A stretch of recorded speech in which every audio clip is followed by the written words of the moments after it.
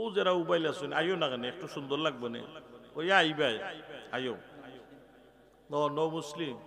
আচ্ছা, তারা একটা জায়গা দেও সুন্দর করিয়া যাতে তারা বইতে পারেন।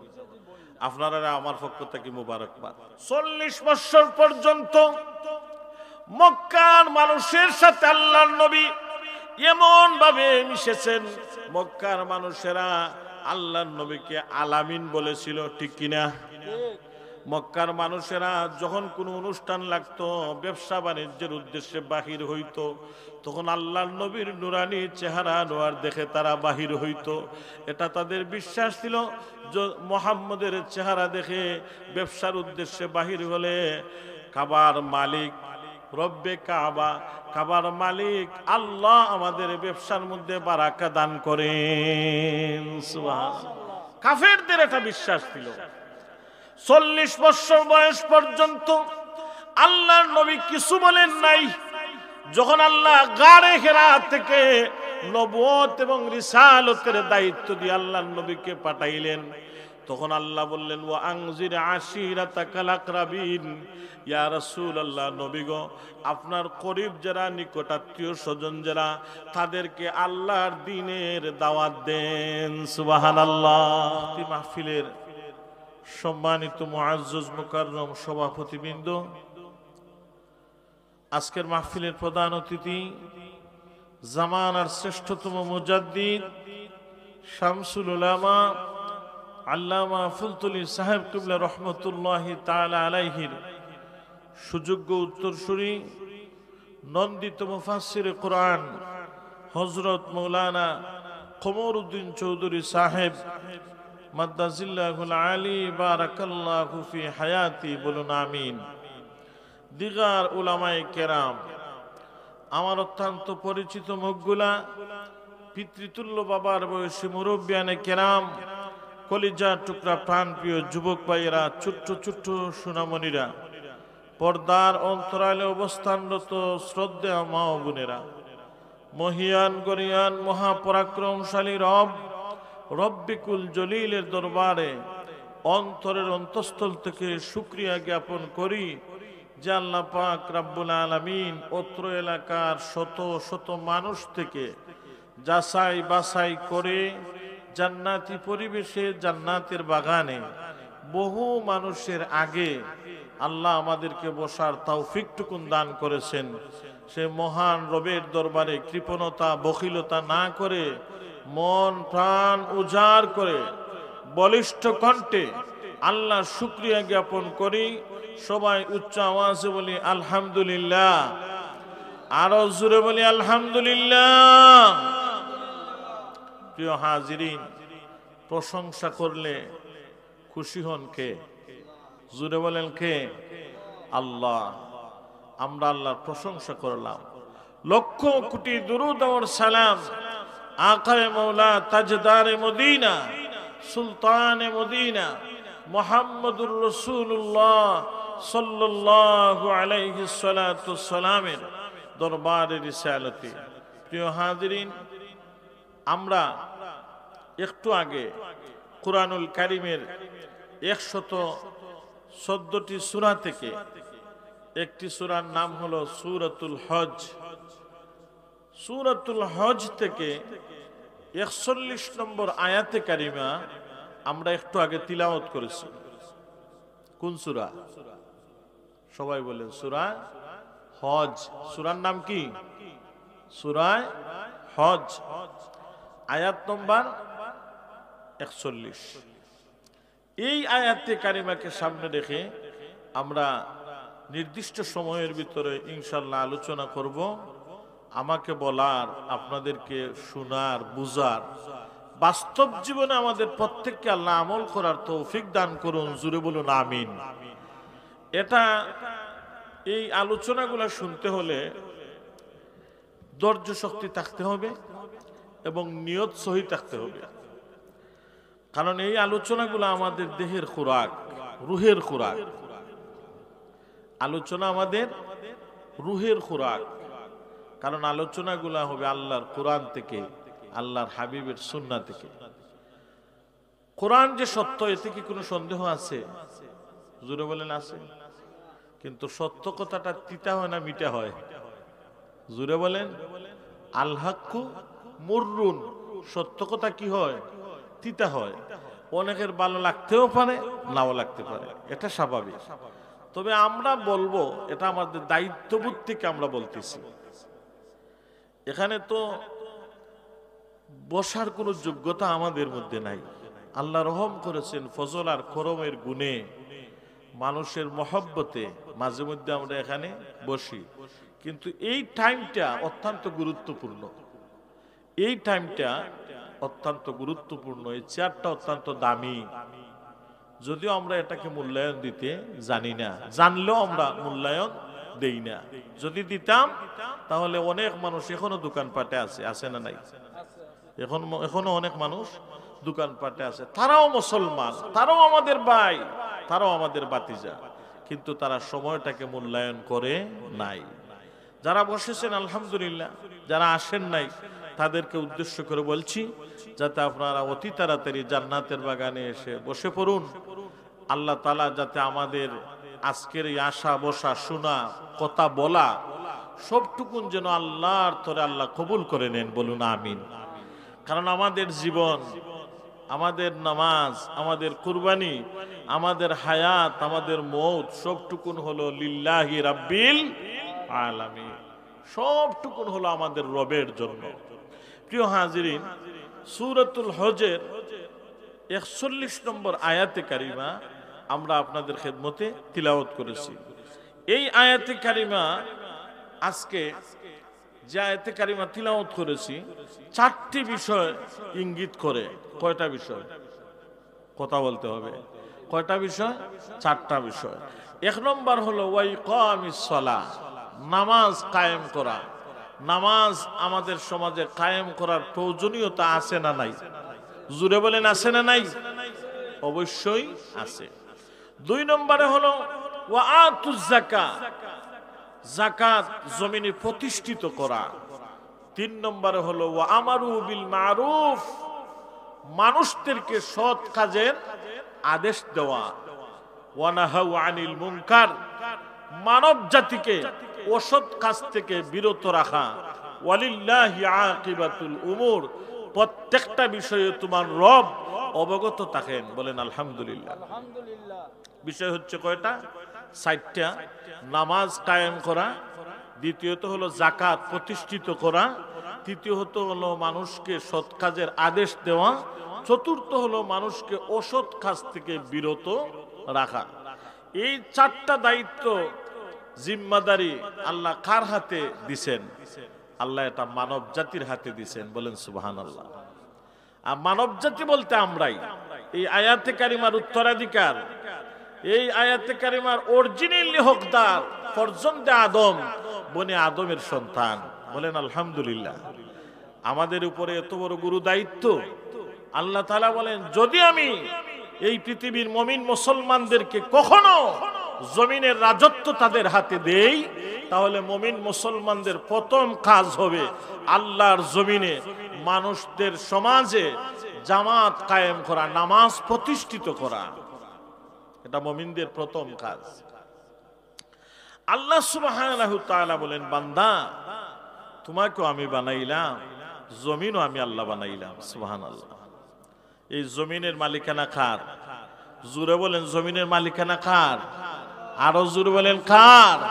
আল্লাহর। তাহলে আমরা যারা 2 কার 3 কারের মালিক, আসলেই আমরা মালিক নয়। আমরা এই জমিনের কিছুদিনের জন্য রাখাল, ঠিক কিনা? কিছুদিনের জন্য রাখাল। আমরা হাকিকতে মালিক হতে পারি নাই, জমিন আমরা বানাই নাই। আল্লাহ বলেন, আলাম নাজালিল আরদা মিহাদা ওয়াল জিবালা আওতাদা ওয়া খালাকনাকুম আজওয়াজা। বান্দা, জমিনটাকে তোমার বিছানা হিসেবে বানিয়ে দিলাম, জমিন যাতে নড়াচড়া না করে, পাহাড়গুলোকে পেরেক মেরে দিলাম, মানুষকে আমি আল্লাহ জুড়ায় জুড়ায় সৃষ্টি করলাম, বলেন সুবহানাল্লাহ। জমিন বানাইলেন কে? আল্লাহ সুবহানাহু তাআলা। জমিনকে আল্লাহ মানুষের বাধ্য করে দিলেন, জমিনকে আল্লাহ মানুষের বাধ্য করে দিলেন। যদি জমিন মানুষের বাধ্য না হতো, এই জমিনেরও প্রাণ এখন নাই, কিন্তু আল্লাহ জমিনকে প্রাণ দিবেন, জমিনকে আল্লাহ জবান দিবেন, জমিন মুহাদ্দিস হবে। আল্লাহর সামনে সব টুকুন বান্দার অপকর্ম, বান্দার কৃতকর্ম যা আছে সব জমিন সেই দিন আল্লাহর আদালতে বয়ান করবে। ভয় লাগে না? এই জমিন আল্লাহর আদালতে বান্দার পক্ষে বিপক্ষে সাক্ষ্য প্রদান করবে। জমিনকে আল্লাহ জবান দিবেন, ইয়াউমা ইদিন তুহাদ্দিসু আখবারাহা বিআন্না রাব্বাকা আওহালাহা। এই মর্মে জমিনকে আল্লাহ প্রত্যাদেশ জারি করে দিবেন, জমিন তুমি কি জানো তুমি তা বলো, তুমি যা জানো তুমি তা বলো। জমিনকে আল্লাহ আমাদের জন্য বাধ্য করে দিয়েছেন। জমিন যদি আল্লাহ বাধ্য করে না দিতেন তাহলে আইল খাট্টা দিতে আসলা, এক কুদাল মাটিও অন্য রাইল থেকে খাইতে আনতে পারলা না। জমিন যদি ডাক্ট হয়ে যাবো তো পাথর লাগান না তো না, চাষাবাদের অনুপযোগী হয়ে যাইতো। আল্লাহ জমিনকে চাষাবাদের উপযোগী বানিয়েছেন। তাহলে জমিনের মালিক কে? আল্লাহ। আল্লাহ হলেন জমিনের মালিক। আমাদেরকে আল্লাহ সৃষ্টি করেছেন। অভাবটা কোথায়? অভাবটা হলো আমাদের কর্ম। অভাব হলো আমাদের কর্ম।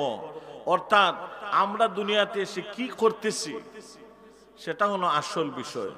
আমরা কিন্তু আমাদের হাকিকত থেকে অনেক দূরে চলে গেছি। আমাদের মূল শিকড়কে আমরা ভুলে গেছি। আমাদের কাজ কি?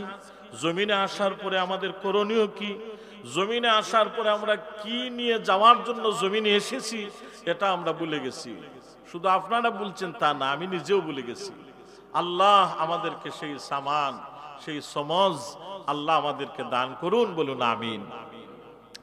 আল্লাহ সুবহানাহু ওয়া তাআলা বলেন, এই জমিনের মধ্যে আল্লাহর দ্বীন প্রতিষ্ঠার জন্য আল্লাহ সুবহানাহু ওয়া তাআলা মানব জাতিকে খেলাফতের জিম্মাদারি দিয়ে পৃথিবীর মধ্যে পাঠিয়েছেন। ওয়া ইয ক্বালা রাব্বুকা লিল মালাইকাতি ইন্নী জাইলুন ফিল আরদি খলিফা। ফেরেশতারা বললেন আল্লাহ, ক্বালু আতাজআলু ফীহা মান ইউফসিদু ফীহা ওয়া ইয়াসফিকুদ দিমা। আল্লাহ ইবাদতের জন্য যদি মানুষ বানাইতে চান তাহলে আমরা তো ইবাদতের জন্য যথেষ্ট। এরা জমিনে যাওয়ার পরে ফিতনা ফাসাদের মধ্যে লিপ্ত হয়ে যাবে। এক ভাই আরেক ভাইয়ের সম্পদ আত্মসাৎ করার জন্য পেরেশান হয়ে যাবে। এক দেশের রাষ্ট্রপ্রধান আরেকটা দেশকে গ্রাস করার জন্য পাগল হয়ে যাবে। ফেরেশতারা বললেন আল্লাহ তারা শুধু ঝগড়া বিবাদ করবে। আল্লাহ পাক রব্বুল আলামিন বললেন, ও আমার ফেরেশতারা, আমি যা জানি তোমরা তা জানো না। তোমরা বলতেছো তারা জমিনে যাওয়ার পরে ফিতনা ফাসাদে লিপ্ত হয়ে যাবে, কিন্তু না না না, আমার বানানো জমিনে আমার বানানো গোলাম যারা পৃথিবীর জমিনে যাবে তারা আমি আল্লাহর দ্বীন জমিনের মধ্যে প্রতিষ্ঠিত করবে। বলেন সুবহানাল্লাহ। আল্লাহর দ্বীন জমিনে প্রতিষ্ঠা করতে হলে, প্রতিষ্ঠিত করতে হলে মুরব্বী লাগবে। কারণ মুরব্বী ছাড়া এই কাজ হবে না, এটা কঠিন কাজ। আল্লাহ সুবহানাহু ওয়া তাআলা যুগে যুগে প্রত্যেকটা কওমের জন্য, প্রত্যেকটা জাতির জন্য মুরব্বী দিলেন, কাদের উপরে গুরু দায়িত্ব অর্পণ করলেন। আল্লাহ পাক রব্বুল আলামিন বলেন, প্রত্যেকটা কওমে কওমে আমি আল্লাহ নবী দিয়েছি। সুবহানাল্লাহ। নবীদের কাজ কি? এই জমিনের মধ্যে নবীরা এসে কি করেছেন? আল্লাহর কোরআনের মধ্যে যদি আমরা একটু নজর করি তাহলে দেখি প্রথম নম্বরে আমরা এই হযরতে হুদ আলাইহিস সালামের জীবনী। আল্লাহ সুবহানাহু ওয়া তাআলা বলেন, ওয়া ইলা আদিন আখাহুম হুদা ক্বালা ইয়া কওমি ইবুদুল্লাহা মা লাকুম মিন ইলাহিন গায়রু। সুবহানাল্লাহ। হুদ আলাইহিস সালামকে আল্লাহ ওনার কওমের জন্য নবী বানাইলেন। হুদ আলাইহিস সালাম নবুয়তের দায়িত্ব পাওয়ার পরে উনি ওনার কওমকে বললেন, হে আমার জাতি, হে আমার গোষ্ঠী, ইয়া কওমি ইবুদুল্লাহ, হে আমার জাতি, হে আমার গোষ্ঠী, তোমরা অন্যান্য কোন দেব দেবীর পূজায় লিপ্ত হও না, তোমরা এক আল্লাহর ইবাদত বন্দেগী করো। সুবহানাল্লাহ। কে বললেন? মুরব্বী, তাদের নবী। কাকে বললেন? সারা পৃথিবীর মানুষকে নয়, উনি শুধু বললেন উনার কওমের মানুষকে, উনার এলাকার মানুষদেরকে। আল্লাহ সুবহানাহু ওয়া তাআলা বলেন, বান্দা তাকিয়ে দেখো, সামুদ নামে কিছু গোত্রের মানুষ পৃথিবীতে ছিল। সামুদবাসীর জন্য আল্লাহ পাক রব্বুল আলামিন একজন নবী প্রেরণ করলেন। ওয়া ইলা সামুদা আখাহুম সালিহা ক্বালা ইয়া কওমি ইবুদুল্লাহা মা লাকুম মিন ইলাহিন গায়রু। সুবহানাল্লাহ। হযরত সালেহ আলাইহিস সালাতু ওয়াস সালাম সামুদ গোত্রের জন্য নবুয়তির দায়িত্ব নিয়ে পৃথিবীতে আসলেন। সালেহ আলাইহিস সালাতু ওয়াস সালাম সামুদ গোত্রকে বললেন, হে আমার কওম, হে আমার জাতি, হে আমার গোষ্ঠী, তোমরা এক আল্লাহর ইবাদত বন্দেগী করো, অর্থাৎ আল্লাহর সাথে দুসরা কোনো মাবুদের ইবাদত তোমরা করো না। সুবহানাল্লাহ। আল্লাহ সুবহানাহু ওয়া তাআলা বলেন, মাদিয়ানবাসীর জন্য, মাদিয়ান নামক একটা শহর আছে, মাদিয়ানবাসীর জন্য আল্লাহ পাক রব্বুল আলামিন একজন পথ প্রদর্শক প্রেরণ করলেন, যার নাম হলো হযরতে শুআইব। নাম শুনছেন? যে 25 জন নবীর নাম কোরআনের মধ্যে আছে, অন্যতম একজন নবী হলেন হযরতে শুআইব। শুআইব আলাইহিস সালাম অর্থাৎ মুসা আলাইহিস সালামের শ্বশুর, মুসা আলাইহিস সালামের শ্বশুর, মাদিয়ানবাসীর নবী। আল্লাহ সুবহানাহু ওয়া তাআলা বলেন, ওয়া ইলা মাদিয়ানা আখাহুম শুআইবা ক্বালা ইয়া কওমি ইবুদুল্লাহা মা লাকুম মিন ইলাহিন গায়রু। সুবহানাল্লাহ। আল্লাহ পাক রব্বুল আলামিন বলেন, হে জগতের মানুষ, মাদিয়ানবাসীর জন্য আমি আল্লাহ শুআইব আলাইহিস সালামকে নবী বানাইলাম। শুআইব আলাইহিস সালাম মাদিয়ানবাসীকে বললেন, হে আমার জাতি, হে আমার কওম, তোমরা এক আল্লাহর ইবাদত বন্দেগী করো, অর্থাৎ আল্লাহর তাওহীদের দাওয়াত দিলেন। সুবহানাল্লাহ। আল্লাহর তাওহীদের দাওয়াত সব নবীরা কেন দিলেন?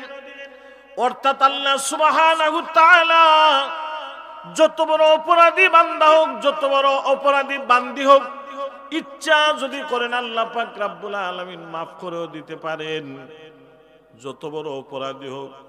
কারণ দাহিয়াতুল কালবির মতো সাহাবীকে আল্লাহ মাফ করে দিয়েছেন, ঠিক কিনা? যিনি ওনার নিজের মেয়েকে জীবন্ত কবর দিয়েছিলেন জাহালতের যুগে, আল্লাহর নবীর সামনে বর্ণনা করলেন। আল্লাহর নবী অজর দরায় খাদলেন আর বললেন, দাহিয়াতুল কালবিরে, কালেমার বন্ধনে আবদ্ধ হওয়ার কারণে তোমার রব তোমার অতীতের সব গুনাহ মাফ করে দিয়েছে। মানুষ যত বড় অপরাধ করুক, আল্লাহ পাক রব্বুল আলামিন বলেন, ইচ্ছা যদি হয় আমি আমার গোলামকে মাফ করে দেই। কিন্তু আল্লাহ সুবহানাহু ওয়া তাআলা কঠিন থেকে আরো কঠিন একটা গুনাহ সহজ আল্লাহ ক্ষমা করেন না, যেটার নাম হলো ইন্না শিরকা লাযুলমুন আযীম। সবচেয়ে বড় জুলুম যেটা মানুষ তার রবের সাথে গায়রুল্লাহকে শরীক করে, বলেন নাউজুবিল্লাহ। মানুষ যখন তার আপন রবের সাথে অন্য কোনো জিনিসকে যখন তার উপাস্য হিসাবে মানে, সেটা শিরিক হয়। প্রত্যেক নবী কিংবা রাসূলদের তাওহীদের দাওয়াত ছিল জাতিকে, কওমকে আল্লাহর তাওহীদের ওয়াহদানিয়তের শিক্ষা মানুষদেরকে দেওয়া। কারণ মানুষ যেহেতু তার আপন রবের গোলাম, আর মানুষ তার রবকে বলে ভিন্ন ভিন্ন মতাদর্শে মানুষ, বিভিন্ন কায়দায় মানুষ বিভক্ত হয়ে গেছে। আল্লাহ মুরব্বী বিভিন্ন কওমে পাঠাইলেন, তারা মানুষদেরকে পৃথিবীর মধ্যে আসার পরে মানুষদেরকে আল্লাহর তাওহীদের দাওয়াত দিলেন, জমা করা শুরু করলেন। বিভিন্ন কওমে কওমে আল্লাহর নবী প্রেরণ করলেন।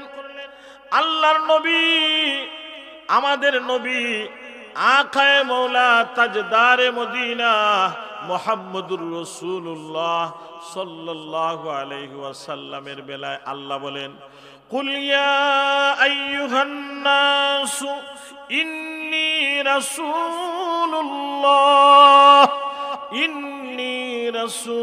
রাসূলুল্লাহি ইলাইকুম জামিআ। সুবহানাল্লাহ।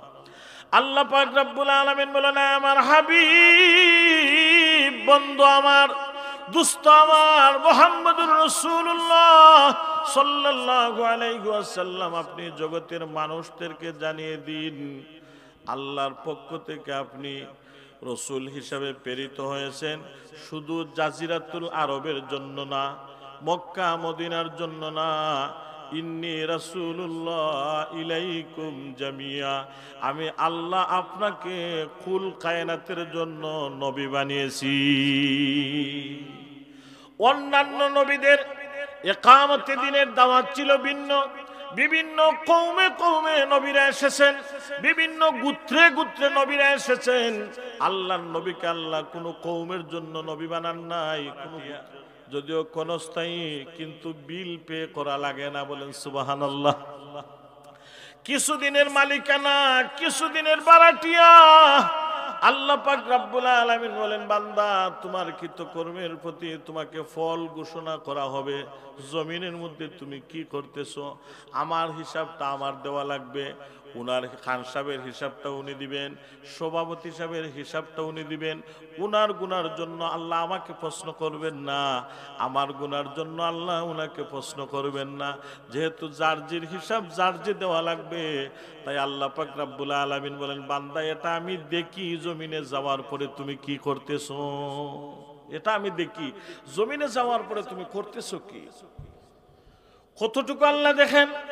আল্লাহ পাক রব্বুল আলামিন বলেন, যেদিন তোমার বাকশক্তি প্রকাশ পেয়েছে, কথা যেদিন বলা তুমি শিখেছো বান্দা, মা ইয়ালফিজু মিন কাউলিন ইল্লা লাদাইহি রাকিবুন আতীদ, বান্দা সেই দিন থেকে মৃত্যুর আগ পর্যন্ত যতটা কথা তুমি দুনিয়াতে বলেছো, প্রত্যেকটা কথা আল্লাহ তাআলার কুদরতের মধ্যে রেকর্ড হইতে আছে।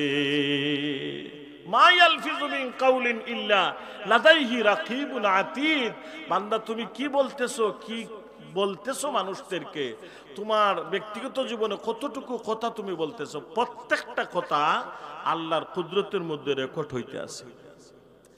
আল্লাহ সুবহানাহু ওয়া তাআলা বলেন, জমিনের মালিকানা আমার। আল্লাহর জমিনের মধ্যে কেবলমাত্র একমাত্র আল্লাহর গোলাম যারা, আল্লাহর বান্দা যারা, তারা পৃথিবীর জমিনের মধ্যে থাকবে। আর যারা আছে সবাই হলো আগাছা, সবাই হলো আগাছা। প্রশ্ন হলো, তাহলে আল্লাহ অন্যান্য ধর্ম আল্লাহ কেন সৃষ্টি করলেন? যদি দিন হিসাবে ইসলাম শুধুমাত্র আল্লাহর কাছে মনোনীত, এটা আমি বলি নাই, আল্লাহ নিজেই বলছেন, ইন্নাদ-দীনা ইনদাল্লাহিল ইসলাম, অবশ্যই আল্লাহর কাছে মনোনীত দিন ধর্ম হিসাবে আল্লাহর কাছে পছন্দনীয় দিন হলো ইসলাম। আল্লাহ আবার বলেন, ওয়ামান ইয়াবতাগি গায়রাল ইসলামি দীনান ফালান ইউকবালা মিনহু ওয়া হুয়া ফিল আখিরাতি মিনাল খাসিরিন। ইসলাম ধর্ম ছাড়া আর পৃথিবীর মধ্যে যত তন্ত্রমন্ত্র আছে সবগুলা হলো বেকার। সবগুলা কি? বেকার। তাহলে অন্য ধর্মের মানুষ যখন নিজেকে সত্য ধর্মের প্রবর্তক হিসাবে ঘোষণা করে, কথাটা কতটুকু সত্য হয়? বলে এটা কোরআনের ভাষায় 100% মিথ্যা হয়। কোরআনের ভাষায় 100% মিথ্যা হয়। ওয়ামান ইয়াবতাগি গায়রাল ইসলামি দীনা, ইসলাম ছাড়া আল্লাহর কাছে মনোনীত আর কোন ধর্ম আছে না নাই? জোরে বলেন, আছে না নাই? নাই। কারণ ইসলাম হলো দীনুল্লাহ, আল্লাহর ধর্ম। বলেন সুবহানাল্লাহ। প্রশ্ন হলো, তাহলে আল্লাহ অন্য ধর্ম কেন সৃষ্টি করলেন? হ্যাঁ, অন্য ধর্ম সৃষ্টি করার নাম হলো আপনার ইমতিহান। এটাই হলো আপনার পরীক্ষা। আচ্ছা, আল্লাহ যেখানে ইব্রাহিম আলাইহিস সালামকে নবুয়ত এবং রিসালতের দায়িত্ব দিয়ে পাঠালেন, নমরুদকে সেখানে পাঠানোর কারণ কি? একটা প্রশ্ন না? আল্লাহ ইচ্ছা করলে দিনের দাওয়াত দেওয়ার জন্য ইব্রাহিম আলাইহিস সালামকে এই বেবিলন শহরে ইব্রাহিম আলাইহিস সালামকে আল্লাহ পাঠাইলেন, সাথে আবার নমরুদ একটু লাগাইয়া দিলেন। মুসা আলাইহিস সালামকে আল্লাহ মিশরে পাঠাইলেন, সাথে আবার ফেরাউনকে লাগাইয়া দিলেন, ঠিক কি না? আল্লাহর নবীকে আল্লাহ দ্বীনে হক দিয়ে পৃথিবীর মধ্যে প্রেরণ করলেন, সাথে আবু জেহেল আছে, উতবা আছে, সাইবা আছে, ওলীদ ইবনে মুগীরার মতো কট্টর জারদ সন্তানরা যেখানে আছে সেখানে আল্লাহ কেন তার হাবিবকে পাঠাইলেন? এটা একটা প্রশ্ন। কারণ এটাই হলো দুনিয়ার ইমতিহান, বলেন সুবহানাল্লাহ। এটাই হলো দুনিয়ার ইমতিহান। কারণ বাজারে যখন বেজাল মাল না ঢুকে তখন আসল যে প্রোডাক্ট যেটা সেটা মানুষ চিহ্নিত করতে পারে না। আল্লাহ মাঝে মধ্যে কিছু বেজাল ঢুকাইলেন যাতে মানুষ হকটাকে বুঝে নিতে পারে, বলেন আলহামদুলিল্লাহ। একাকে মানুষ হক বুঝতে পারবে না, এটা আল্লাহ ভালো জানেন।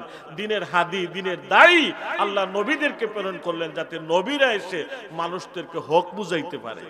নবীরা তাদের পার্সোনালিটি কোনো কাজ মানুষের কাছে প্রয়োগ করতে পারবে না। আল্লাহ বলেন ওয়ামা ইয়ানতিকু আনিল হাওয়া ইন হুয়া ইল্লা ওয়াহয়ুন ইউহা। আমার রাসূল যা বলছেন সব আমি আল্লাহ আমার রাসূলকে বলছি, বলেন সুবহানাল্লাহ। আল্লাহর হাবিব দ্বীন হকের দাওয়াতের জন্য পৃথিবীর মধ্যে আসলেন। এখন এখানে একটা প্রশ্ন হলো, মানুষকে আল্লাহ সৃষ্টি করছেন শুধুমাত্র কি খেলাফতের জন্য না ইবাদতের জন্য? এটা একটা কঠিন সমীকরণ, কারণ দুইটা কিন্তু কোরআনের আয়াতের মধ্যে আছে। ওয়ামা খালাকাতুল জিন্না ওয়াল ইনসা ইল্লা লিয়াবুদুন। আল্লাহ জিন এবং ইনসানকে সৃষ্টি করেছেন আল্লাহর ইবাদতের জন্য, একটা আয়াত। আরেকটা আয়াত হইল ইন্নী জাইলুন ফিল আরদি খলিফা। আল্লাহ মানুষকে পৃথিবীর মধ্যে পাঠাইছেন আল্লাহর খেলাফতের জিম্মাদারি দিয়ে, যাতে মানুষ জমিনে আসার পরে ইকামতে দ্বীনের কাজ করে আল্লাহর দ্বীনকে আল্লাহর জমিনে প্রতিষ্ঠিত করে। দুইটা কিন্তু কোরআনুল কারীমের আয়াত। এখন এটার সমাধান কি? সমাধান হলো, যেহেতু দুইটা কোরআনের আয়াত, দুইটা আয়াতের উপরে 100% আমাদেরকে ঈমান রাখতে হবে, বিশ্বাস রাখতে হবে। কোন আয়াতের প্রতি যদি বিন্দু পরিমাণ কোনো সন্দেহ হয় তাহলে আমরা বেঈমান হয়ে যাই। যারা উবাইল আছেন আইও না কেন, একটু সুন্দর লাগবে না, ওই আইবাই আইও নো মুসলিম। আচ্ছা, তারা একটা জায়গা দেও সুন্দর করিয়া যাতে তারা বইতে পারেন। আপনারা আমার পক্ষ থেকে মুবারকবাদ। তো আল্লাহ তাআলা বললেন খেলাফতের দায়িত্ব দিয়ে আমাদেরকে প্রেরণ করছেন, আর অন্য আয়াতের মধ্যে বললেন আল্লাহ আমাদেরকে ইবাদতের জন্য বানাইছেন। দুইটা কিন্তু কোরআন দ্বারা সাবিত। এখন কোনটা মানবেন আর কোনটাকে ফেলে দিবেন? বলে কোনটাই ফেলে দেওয়া যাবে না, কারণ কোরআনের উপর আমরা এমন ভাবে বিশ্বাস রাখি যে সূরাতুল ফাতিহার বিসমিল্লাহর বা থেকে নিয়ে সূরাতুন নাসের সিন পর্যন্ত মধ্যখানে যা আছে প্রত্যেকটা আয়াত, প্রত্যেকটা রুকু, প্রত্যেকটা পৃষ্ঠা, প্রত্যেকটা হরফ, প্রত্যেকটা নোক্তা, প্রত্যেকটার উপরে আমাদের 100% ঈমান আছে, বলেন আলহামদুলিল্লাহ। কোরআনের এমন কোন একটা অক্ষর নাই যে অক্ষরের নোক্তার উপরে আপনার ঈমান বিশ্বাস যদি না থাকে তাহলে ঈমান চলে যাবে। দুইটা আয়াতে কারিমা দুইটা কথা বললো, তাহলে এটার সমাধান কি? এটার সমাধানও আছে না নাই? অবশ্যই আছে।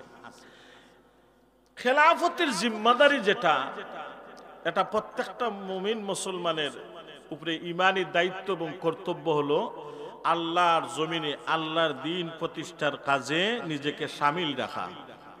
এটা হলো খেলাফতের জিম্মাদারি। একলা একলা নাই, মুরব্বী লাগবো। কিতা লাগবো? মুরব্বী লাগবো। একলা একলা আপনি দিন প্রতিষ্ঠার লাগি গিয়ে এখানে মাইর হইরা মাসুর বন্ধু মরি গিলা, এর লাগে আল্লাহর কিছু যায় আসে না। আপনি একলা মরতা না, আপনি একলা যাইতাও না। বলে দিন যদি ইসলাম যদি জমিনের মধ্যে প্রতিষ্ঠিত হয় তাহলে ভিন্ন ধর্ম অবলম্বী যারা এরা কিতা থাকবনি না, এই বাংলাদেশ থেকে বাড়িয়ে দেব কি? একটা প্রশ্ন নাইনি। বলে মোটেই না। আল্লাহর হাবিব মানবতার নবী, বলেন না সুবহানাল্লাহ। আল্লাহর হাবিব দরদি নবী।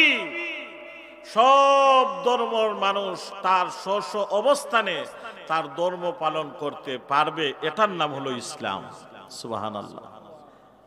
এখন প্রশ্ন হলো, আগে যে আপনি বললেন ইসলাম ছাড়া অন্য কোন ধর্ম আল্লাহর কাছে গ্রহণযোগ্য নয়, হ্যাঁ এটা আল্লাহ বলছেন, আমি বলি নাই। আর যারা ভিন্ন ধর্মাবলম্বী মানুষ আছে তাদেরকে আল্লাহ বলছেন তোমরা যদি জাহান্নামের আগুন থেকে বাঁচতে চাও, এটা আল্লাহর কোরআন বলছে, জাহান্নামের আগুন থেকে যদি বাঁচতে চাও, নিজেকে বাঁচাতে চাও, তাহলে আমার দ্বীন, আমার ধর্ম ইসলামকে তোমরা কবুল করে নাও। সুবহানাল্লাহ বলবেন না? আল্লাহর দ্বীন, আল্লাহর ধর্ম তোমরা কবুল করে নাও। আল্লাহ মানুষের উপরে জোর প্রয়োগ করেন নাই, আল্লাহ মানুষের উপরে চাপাচাপি করে দেন নাই। তাই তো আল্লাহ বলেন, তোমরা অন্য মানুষের উপাসনালয়ে যে উপাস্য থাকে তার খোদাকে তোমরা গালি দিও না, যদি দেও তাহলে তোমার রবকে তারা গালি দিবে। সুবহানাল্লাহ বলবেন না? তুমি অন্য মানুষের মূর্তিকে গালি দিও না, যদি দেও তাহলে তোমার রবকে তারা গালি দিবে। এটার নাম হলো ইসলাম। সুবহানাল্লাহ। মানবতার নবী, উম্মতের দরদি নবী মুহাম্মদুর রাসূলুল্লাহ সাল্লাল্লাহু আলাইহি ওয়াসাল্লামকে আল্লাহ পাক রব্বুল আলামিন নবুয়ত এবং রিসালাতের দায়িত্ব দিয়ে প্রেরণ করলেন। শুধু কি সৌদি আরবের জন্য? জোরে হোকা, বুঝে থাকলে আয়াতে কারিমাটা, ইলাইকুম জামিয়া, আল্লাহ পাক রব্বুল আলামিন কুল কায়নাতের জন্য আল্লাহর হাবিবকে প্রেরণ করলেন। নবীকে যেহেতু আল্লাহ একটা দায়িত্ব দিয়ে পৃথিবীর মধ্যে পাঠাইছেন, আল্লাহ সুবহানাহু তাআলা হাবিবের শানে আয়াতে কারিমা নাজিল করেন। আল্লাহ পাক রব্বুল আলামিন বলেন, আল ইয়াউমা আকমালতু লাকুম দীনাকুম ওয়া আতমামতু আলাইকুম নি'মাতি ওয়া রাদিতু লাকুমুল ইসলাম দীনা। সুবহানাল্লাহ। আল্লাহ পাক রব্বুল আলামিন বলেন, হাবিব আমার, বন্ধু আমার, দোস্ত আমার মুহাম্মদুর রাসূলুল্লাহ সাল্লাল্লাহু আলাইহি ওয়াসাল্লাম, আপনার মাধ্যমে আমি আল্লাহ জমিনের মধ্যে দ্বীনকে মুকাম্মল বানিয়ে দিলাম। বলেন সুবহানাল্লাহ। আল্লাহর নবীর মাধ্যমে আল্লাহ দ্বীনকে পরিপূর্ণতা দান করলেন। বলেন আলহামদুলিল্লাহ। প্রশ্ন হলো, তার আগে কি দ্বীন পরিপূর্ণ ছিল না? বলে না। দেখেন, অন্যান্য নবীকে আল্লাহ সামান্য সামান্য শরীয়তের বিধান দিয়েছেন, কিন্তু রহমতে দু আলমকে আল্লাহ সামান্য শরীয়তের বিধান দেন নাই। আল্লাহর হাবিব নিজেই হলেন শাইরু রাসূলুল্লাহ সাল্লাল্লাহু আলাইহি ওয়াসাল্লাম। আল্লাহর হাবিব হলেন শরীয়ত প্রণেতা। বলেন সুবহানাল্লাহ। আল্লাহর হাবিবের মাধ্যমে কিভাবে দ্বীন মুকাম্মল হলো? উপমা হলো, যেমন ধরে নেন, ওই জায়গার মধ্যে একটা বিল্ডিং হইতেছে, ওই জায়গার মধ্যে একটা বিল্ডিং হইতেছে, দায়িত্ব দেওয়া হয়েছে রাঙ্গিছড়া গ্রামে যত মাইমুরব্বিয়ানে কেরাম আছেন, যুবকরা আছে, ছোট্ট ছোট্ট সোনামণিরা আছে, তোমরা সব একটা একটা করিয়া না ইট ওয়ালও লাগাইবা। কয়টা কয়টা করিয়া? একটা একটা করিয়া ইট ওয়ালের মধ্যে লাগাইবা। তবে একটা ইটর জায়গা যেন বাকি থাকে। কয়টা ইটর জায়গা? একটা ইটর জায়গা যেন বাকি থাকে। তার কারণ হলো, এই যে নবুয়ত এবং রিসালতের যে প্রাচীর, যে বিল্ডিং আল্লাহ পাক রব্বুল আলামিন লক্ষাধিক নবী রাসূল দিয়ে প্রাচীর নির্মাণ করেছেন, একটা ইট শুধু আল্লাহ বাকি রাখছিলেন।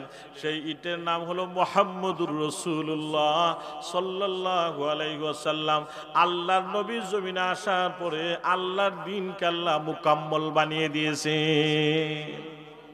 এই কাজটা নবীর জন্য কঠিন ছিল না, সহজ ছিল। দ্বীন প্রতিষ্ঠার আন্দোলন, আল্লাহর জমিনে আল্লাহর দ্বীন, আল্লাহর তাওহীদ প্রতিষ্ঠা করা, এই কাজটা নবীর জন্য কঠিন ছিল না, সহজ ছিল? কঠিন ছিল। এটা উম্মতের জন্য সবচেয়ে বড় শিক্ষা। 40 বছর বয়স পর্যন্ত আল্লাহর নবী কোনদিন কোন সম্প্রদায়ের মানুষকে, নিজের বংশের মানুষকে কোন দিন বলেন নাই কুলু লা ইলাহা ইল্লাল্লাহ, তোমরা পড়ো আল্লাহ ছাড়া কোনো মাবুদ নাই। একথা 40 বছর বয়সের আগে আল্লাহর নবী কখনো বলেন নাই। প্রশ্ন হলো, আল্লাহ নবুয়ত এবং রিসালতের জিম্মাদারি 40 বছর বয়স কেন দিলেন? যেহেতু আল্লাহ নবীকে আল্লাহ বহু আগে সৃষ্টি করেছেন, ঠিক কিনা? নবী বহু আগে সৃষ্টি। মাতা ওয়াজাবাত লাকান নুবুওয়া, ইয়া রাসূলুল্লাহ, আপনি কখন থেকে আল্লাহর দরবারে নবী? সাহাবায়ে কেরামরা প্রশ্ন করলেন। আল্লাহর নবী বললেন, কুনতু নাবিয়্যান ওয়া আদামু বাইনাল মাই ওয়াত তিন। ও আমার সাহাবায়ে কেরামরা, আমি তখন থেকে আল্লাহর দরবারে নবী, যখন আমার বাবা আদম আলাইহিস সালাতু সালাম মাটি এবং পানির মধ্যে মিশ্রিত ছিলেন, আমি তখন থেকে আল্লাহর দরবারে নবী। সৃষ্টির তুলনায় আল্লাহ সর্বপ্রথম সৃষ্টি করলেন নূরে মুহাম্মদী সাল্লাল্লাহু আলাইহি ওয়াসাল্লাম। প্রেরণের তুলনায় সর্বশেষ প্রেরিত হলেন মুহাম্মদুর রাসূলুল্লাহ সাল্লাল্লাহু আলাইহি ওয়াসাল্লাম। 40 বছর পর্যন্ত মক্কার মানুষের সাথে আল্লাহর নবী এমন ভাবে মিশেছেন, মক্কার মানুষেরা আল্লাহর নবীকে আলামিন বলেছিল, ঠিক কিনা? মক্কার মানুষেরা যখন কোনো অনুষ্ঠান লাগতো, ব্যবসা বাণিজ্যের উদ্দেশ্যে বাহির হইতো, তখন আল্লাহর নবীর নুরানি চেহারা নোয়ার দেখে তারা বাহির হইতো। এটা তাদের বিশ্বাস ছিল, মুহাম্মদের চেহারা দেখে ব্যবসার উদ্দেশ্যে বাহির হলে কাবার মালিক রব্বে কাবা, কাবার মালিক আল্লাহ আমাদের ব্যবসার মধ্যে বারাকা দান করেন। সুবহানাল্লাহ। কাফেরদের এটা বিশ্বাস ছিল। 40 বছর বয়স পর্যন্ত আল্লাহর নবী কিছু বলেন নাই। যখন আল্লাহ গারে হেরা থেকে নবুয়ত এবং রিসালতের দায়িত্ব দিয়ে আল্লাহর নবীকে পাঠাইলেন, তখন আল্লাহ বললেন, ওয়া আনজির আশিরাতাকাল আকরাবিন। ইয়া রাসূলুল্লাহ, নবী গো, আপনার করিব যারা, নিকটাত্মীয় স্বজন যারা, তাদেরকে আল্লাহর দ্বীনের দাওয়াত দেন। সুবহানাল্লাহ। ওয়া আনজির আশিরাতাকাল আকরাবিন, নবী বনি কুরাইশদেরকে আল্লাহর দ্বীনের দাওয়াত দেন, আল্লাহর তাওহীদের দাওয়াত দেন, তাদেরকে বুঝান যে এক আল্লাহ, লাত মানাত উজ্জা কিছুর পূজা করা যাবে না, রব্বে কাবা, কাবার মালিকের ইবাদত বন্দেগী তোমরা করো। যেই দিন আল্লাহর হাবিব বললেন, বনি কুরাইশ সম্প্রদায়েরা, তোমরা আমাকে এমন ভাবে বিশ্বাস করো, 40 বছর পর্যন্ত মুহূর্তের জন্য তোমরা আমাকে দূরে ফেলে যাও নাই, তোমরা আমাকে দূরে ঠেলে দেও নাই। আজ আমি বলতেছি, আমি হলাম আখিরি জামানার নবী। আল্লাহ আমাকে নবুয়ত এবং রিসালতের দায়িত্ব দিয়ে পৃথিবীতে প্রেরণ করেছেন। বলতে দেরি, কুরাইশ সম্প্রদায়ের মানুষেরা আল্লাহর নবীকে প্রত্যাখ্যান করতে দেরি করে নাই। বলেন নাউজুবিল্লাহ। তারা নবীকে বলল মিথ্যাবাদী। বলেন নাউজুবিল্লাহ। আল্লাহ সুবহানাহু ওয়া তাআলা আল্লাহর হাবিবের দায়িত্ব দিয়ে প্রেরণ করলেন। হুজুরের জবান মোবারক থেকে তাওহীদের দাওয়াত বাড়াইতে দেরি হয়, কিন্তু নবীর ছোট্টবেলার সাথী সঙ্গী যিনি ছিলেন, তিনি হলেন আবু বকর সিদ্দিক রাদিয়াল্লাহু তাআলা আনহু। আবু বকর ইবনে কুহাফা, কুহাফার ছেলে আবু বকর। আবু বকর সিদ্দিক রাদিয়াল্লাহু তাআলা আনহু বললেন, ইয়া রাসূলুল্লাহ, নবী গো, ছোট্টবেলা থেকে আপনার সাথে আমি আবু বকর আছি, জীবনে কোনোদিন দেখি নাই মিথ্যা কথা বলতে, জীবনে কোনোদিন দেখি নাই কোনো অসহায় মানুষের পাশে না দাঁড়াতে। ইয়া রাসূলুল্লাহ, রাতের আঁধারে এতিম অসহায় বনি আদমের খোঁজ খবর নিতে আমি আবু বকর আপনার সঙ্গে ছিলাম। নবী গো, জীবনে কোনোদিন দেখি নাই মিথ্যা কথা বলতে। আজকে যেহেতু বলছেন আপনি নবী, ইয়া রাসূলুল্লাহ, নির্দ্বিধায় কালেমার বন্ধনে আবদ্ধ করে নেন, আমাকে পড়িয়ে দেন লা ইলাহা ইল্লাল্লাহু মুহাম্মাদুর রাসূলুল্লাহ সাল্লাল্লাহু আলাইহি ওয়াসাল্লাম। ইসলামের প্রথম মুসলমান হয়ে গেলেন হযরতে আবু বকর। প্রথম মুসলমান নাম কি? জুড়ে বলেন। আবু বকর সিদ্দিক রাদিয়াল্লাহু তাআলা আনহু, আল্লাহর হাবিবের শ্রদ্ধাভাজন ব্যক্তিত্ব, যিনি আল্লাহর হাবিবের শ্বশুর ছিলেন। আমাদের আম্মা জান আয়েশা সিদ্দিকা রাদিয়াল্লাহু তাআলা আনহার বাবা ছিলেন। গর্বিত মেয়ের গর্বিত পিতা। সুবহানাল্লাহ। মাঝে মধ্যে ছেলের জন্য বাবার মুখ উজ্জ্বল হয়, মাঝে মধ্যে মেয়েদের জন্য বাবার মুখ উজ্জ্বল হয়। সুবহানাল্লাহ। যেমন আবু হুরায়রা রাদিয়াল্লাহু তাআলা আনহু, আবু হানিফা রহমতুল্লাহি আলাইহি, যিনি আমাদের মাযহাবের ইমাম, উনার নাম কিন্তু নুমান বিন সাবিত। উনার মেয়ের নাম হলো হানিফা। উনার নামে উনার নামকরণ পৃথিবীর মধ্যে মশহুর হয়েছে। বলেন সুবহানাল্লাহ। আবু হানিফা অর্থ কি? হানিফার বাবা। আবু হানিফা অর্থ হানিফার বাবা, কিন্তু উনার নাম ছিল নুমান বিন সাবিত। উনার মেয়ের নামে পৃথিবীর মধ্যে উনার নাম মশহুর হয়েছে। সুবহানাল্লাহ। মেয়ে সন্তান হলে মুখ বেজার করবেন না। রাজি আছেন তো? জিও না ইনশাআল্লাহ, জোরে বলেন ইনশাআল্লাহ। আল্লাহ যদি আমাদেরকে কন্যা সন্তান দান করেন আমাদের কোনো দ্বিমত নাই। আল্লাহ সুবহানাহু তাআলা বললেন, হাবিব আমার, বন্ধু আমার, তাওহীদের দাওয়াত দেন, রিসালাতের জিম্মাদারি পালন করেন। আল্লাহর নবী তাওহীদের দাওয়াত শুরু করলেন। উদ্দেশ্য কি? তাওহীদের দাওয়াতের উদ্দেশ্য হলো, যেহেতু জমিনের মালিকানা আল্লাহর, আল্লাহর জমিনের মধ্যে আল্লাহর দ্বীন প্রতিষ্ঠা করা, এই মিশন শুরু হয়ে গেল। 1 বছর 2 বছর নয়, আল্লাহর হাবিব 13 বছর পর্যন্ত এই মক্কার জমিনের অলিতে গলিতে দ্বীনের দাওয়াত নিয়ে মানুষের কাছে গেছেন।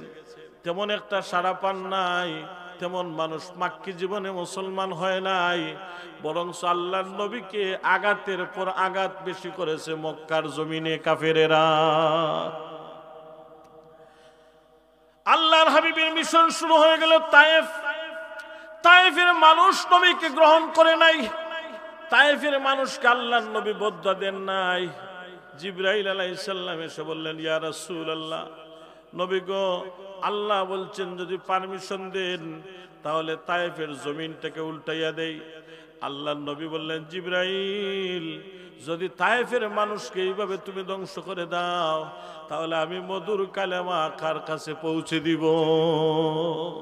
তারা আজকে আমাকে চিনে নাই, তারা আজকে আমাকে বুঝে নাই, একদিন তারা আমাকে চিনবে, একদিন তারা আমাকে বুঝবে। বলেন সুবহানাল্লাহ। ঠিক তায়েফের জন্য আল্লাহর হাবিব বদ্ধ না করে দোয়া করেছিলেন। আর তায়েফের সেই মর্মান্তিক ঘটনার সাক্ষী রইলেন হযরতে আদ্দাস রাদিয়াল্লাহু তাআলা আনহু, আল্লাহর নবীর একজন কলিজার টুকরা সাহাবী। বলেন সুবহানাল্লাহ। উনি ছিলেন দূরবর্তী দেশের একজন মানুষ, যেই বাগানে আল্লাহর নবীকে রক্তাক্ত করে তায়েফের যুবকেরা ফেলে চলে গেছে। তখন আল্লাহর হাবিবের শরীর মুবারক থেকে খুন মুবারক ঝরতেছে। এমত অবস্থায় হযরতে আদ্দাস রাদিয়াল্লাহু তাআলা আনহু নবীর কাছে আসলেন। আল্লাহর নবীকে দেখলেন এই অবস্থায়, বললেন যে আপনার কি কিছু লাগবে? আল্লাহর হাবিব বললেন, আদ্দাস, তুমি কি এই বাগানের মালিক? উনি বললেন যে হ্যাঁ। আপনি আমার নাম জানলেন কিভাবে? সুবহানাল্লাহ বলবেন না? বললেন, হ্যাঁ, আমি এই বাগানের মালিক। তখন আল্লাহর নবী বললেন, তাহলে আমাকে এক গ্লাস আঙ্গুরের রস দাও। তখন আদ্দাস রাদিয়াল্লাহু তাআলা আনহু আল্লাহর নবীকে এক গ্লাস আঙ্গুরের রস দিলেন। আল্লাহর নবী খেয়ে তৃপ্তি পেলেন। বাড়ি জিজ্ঞাসা করলেন, বললেন ইউনূস আলাইহিস সালামের দেশের মানুষ। আল্লাহর নবী অধিকভাবে খুশি হলেন। আদ্দাস রাদিয়াল্লাহু তাআলা আনহু কালেমা পড়ে মুসলমান হইলেন। বলেন সুবহানাল্লাহ। এখানে মসজিদ আজও আছে, সেই আঙ্গুর বাগানের মধ্যে তায়েফে আদ্দাস রাদিয়াল্লাহু তাআলা আনহুর নামে মসজিদ আদ্দাস, এই প্যান্ডেলের মতো এত বড় হবে একটা মসজিদ আজও আছে, এই বাগান এখনো আছে। তায়েফের মানুষ আল্লাহর হাবিবকে গ্রহণ করে নাই, কিন্তু তায়েফের মানুষকে আল্লাহর হাবিব বদয়া দেন নাই, বরং দোয়া করেছেন। মক্কার জমিনে অধিকাংশ জায়গায় প্রায় 60% বাজারগুলায় তায়েফের জমিনের ফসল ফলাদিগুলা, সবজিগুলা বিক্রি হয়। আল্লাহ তাআলা তায়েফের জমিনের মধ্যে বারাকা দান করেছেন। আল্লাহর নবী তায়েফের জন্য দোয়া করেছেন। মুহাম্মদুর রাসূলুল্লাহ সাল্লাল্লাহু আলাইহি ওয়াসাল্লাম 13 বছর পর্যন্ত ক্লান্ত পরিশ্রম করলেন, মাক্কি জিন্দেগিতে কিছুই করতে পারেন নাই। কিন্তু উদ্দেশ্য কি? আল্লাহর জমিনে আল্লাহর দ্বীন প্রতিষ্ঠা করা, পথগুলা মানুষদেরকে সঠিক পথের দিশা দেওয়া, জাহান্নামী মানুষগুলাকে আল্লাহর জান্নাতের পথ দেখানো। সুবহানাল্লাহ। হুজুর বললেন, হুজুরের কথাই ছিল এটা, কুলু লা ইলাহা ইল্লাল্লাহ, বলো আল্লাহ ছাড়া কোনো মাবুদ নাই, ফাদাখালাল জান্নাহ। সুবহানাল্লাহ। বলবা তুমি আল্লাহ ছাড়া কোনো মাবুদ নাই, দেখা হবে আল্লাহর জান্নাতে তোমাদের সাথে। আল্লাহ সুবহানাহু তাআলা দায়িত্ব দিয়ে আল্লাহর হাবিবকে প্রেরণ করলেন। আল্লাহর হাবিব সরওয়ারে কায়নাতের দায়িত্ব, মিশন এবং ভিশন শুরু হয়ে গেল। তখনও নামাজের আয়াত কিন্তু নাজিল হয় নাই। মাক্কি জিন্দেগির লাস্ট সময়ে হিজরতের আগ মুহূর্তে মেরাজ হয়েছিল। মেরাজের সময় আল্লাহ নামাজ ফরজ করেছেন, অর্থাৎ তার আগে আল্লাহ নামাজের আয়াত নাজিল করেন নাই। আগে যারা মুসলমান হয়েছিলেন তাদের উপরে নামাজ ফরজ ছিল না। সুবহানাল্লাহ। আচ্ছা, ঈমান মানুষের কত বড় দৌলত। এমনও মানুষ আছে, এমনও মানুষ তখন ছিল, ঈমান মানুষের কত বড় দৌলত। আল্লাহর নবীর মাদানী জিন্দেগিতে একটা যুদ্ধের ডাক হলো। তখন যুদ্ধের জন্য আল্লাহর নবী সাহাবায়ে কেরামদেরকে তৈরি করেছিলেন। তৈরি করে বাহির হয়ে চলে গেলেন। মদিনার একটা যুবক বাহিরে ছিল।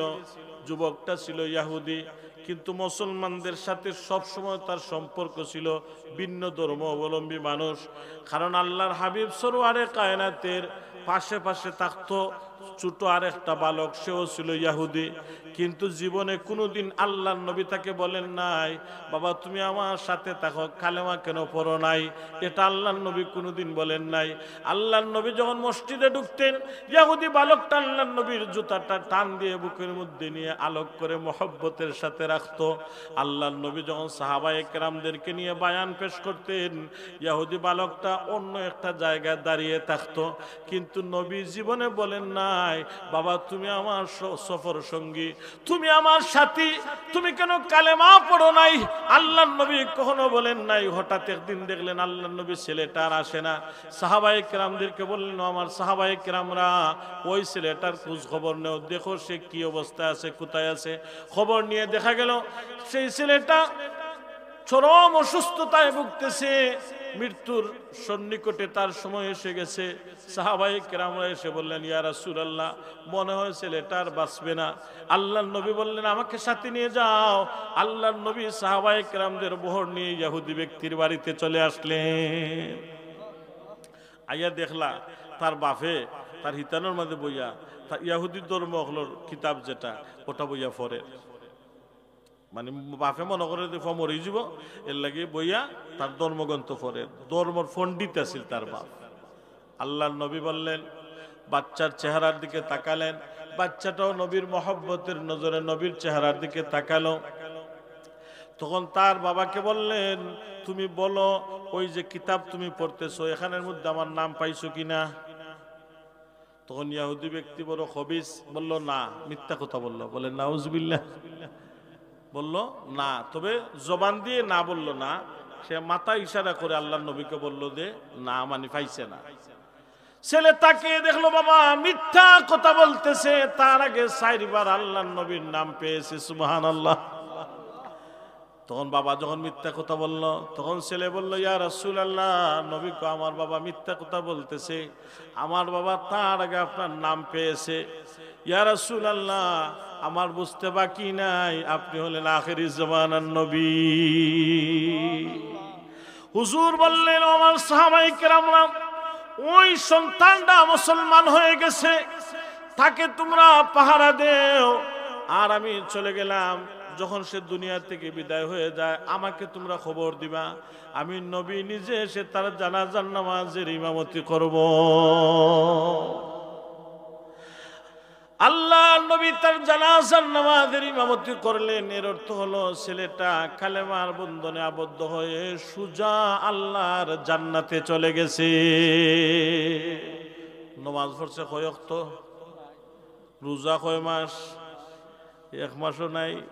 কুরআন শরীফ কয় পারা পড়ছে বলে এটাও নাই। শুধুমাত্র কালেমার বন্ধনে আবদ্ধ হয়ে যখন মারা গেছে, আল্লাহ পাক রব্বুল আলামিন তার স্থায়ী ঠিকানা আল্লাহর জান্নাত বানিয়ে দিয়েছেন। তো যুবক এসে দেখলো তার সহপাঠী যারা আছে কেউ মদিনায় নাই, সমস্ত শহর তন্ন তন্ন করলো। যুবকটা ছিল ইহুদি। আল্লাহর হাবিব সরওয়ারে কায়নাত মুহাম্মদুর রাসূলুল্লাহ সাল্লাল্লাহু আলাইহি ওয়াসাল্লাম সাহাবায়ে কেরামদেরকে নিয়ে যুদ্ধের ময়দানে চলে গেছেন। যুবকটা বলল, মুসলমান কোনো কাউকে দেখতে পাচ্ছি না, তার কারণ কি? বাড়ির লোকেরা বলল, মুসলমানরা কুরাইশদের সাথে যুদ্ধের জন্য চলে গেছে। দৌড় দিয়ে যুবকটা যুদ্ধের ময়দানে চলে গেছে। বলেন সুবহানাল্লাহ। সাহাবায়ে কেরামরা দেখেন মুসলমানের দলের ভিতরে ইহুদি ব্যক্তিটা ঢুকে গেছে, একটা ডাল নিয়ে মুসলমানের পক্ষে যুদ্ধ করতেছে। সাহাবায়ে কেরামরা সন্দেহ হলো, বললেন ইয়া রাসূলুল্লাহ, এ তো এখনো ঈমান আনে নাই, এ তো এখনো ঈমান আনে নাই, কিন্তু আমরা দেখতেছি আমাদের পক্ষে লড়াই করতেছে। আল্লাহর হাবিব বললেন হয়তো মনে মনে ঈমান এনেছে, অথবা যদি সে তার ভিতরে অন্য কিছু থাকে। দুইজন গুপ্তচর আল্লাহর নবী পিছনে লেলিয়ে দিলেন, অর্থাৎ দুইজন গুপ্তচর দিলেন, তারা যাতে দেখে কিভাবে সে যুদ্ধ পরিচালনা করে, সত্যিকার মুসলমানের পক্ষে না মুসলমানের বিপক্ষে। তারা দেখলেন ওই যুবকটা, ওই যোদ্ধাটা যুদ্ধের ময়দানে এমন ভাবে ঝাঁপিয়ে যুদ্ধ করতেছে, অনেক কাফির কুফফারকে জাহান্নামে পাঠিয়ে দিয়েছে। শেষ পর্যন্ত মর্মান্তিক ভাবে যখন যুবকটা আহত হয়ে মাটির মধ্যে পড়ে গেছে, আল্লাহর হাবিব সরওয়ারে কায়নাত তার কাছে গেলেন, গিয়ে দেখলেন মনে হয় আর বাঁচবে না। তখন হুজুর বললেন, ও আমার সাহাবায়ে কেরামরা, সত্যিকার অর্থে সেই ঈমানের বন্ধনে আবদ্ধ হয়েছিল, কিন্তু ভাষায় প্রকাশ করে নাই। শেষ সময়ে তাকে প্রশ্ন করো, সে সত্যিকার অর্থে কি কালেমা পড়েছে? ওই লোকটা অন্তিম সময়ে কালেমা পড়লো। আল্লাহর নবী বললেন, ইমানদারেরা যদি কখনো মুমিন মুসলমানের হাতে জমিনের রাজত্ব চলে যায়, তখন তাদের প্রধান কাজ হবে ওয়াইকামিস সালাহ, আল্লাহর জমিনে নামাজ প্রতিষ্ঠা করা। তাদের প্রধান কাজ। থানার ওসি যদি, থানার দারোগা, যে only one person head of the department, দারোগায় তো সারা থানা নিয়ন্ত্রণ করে।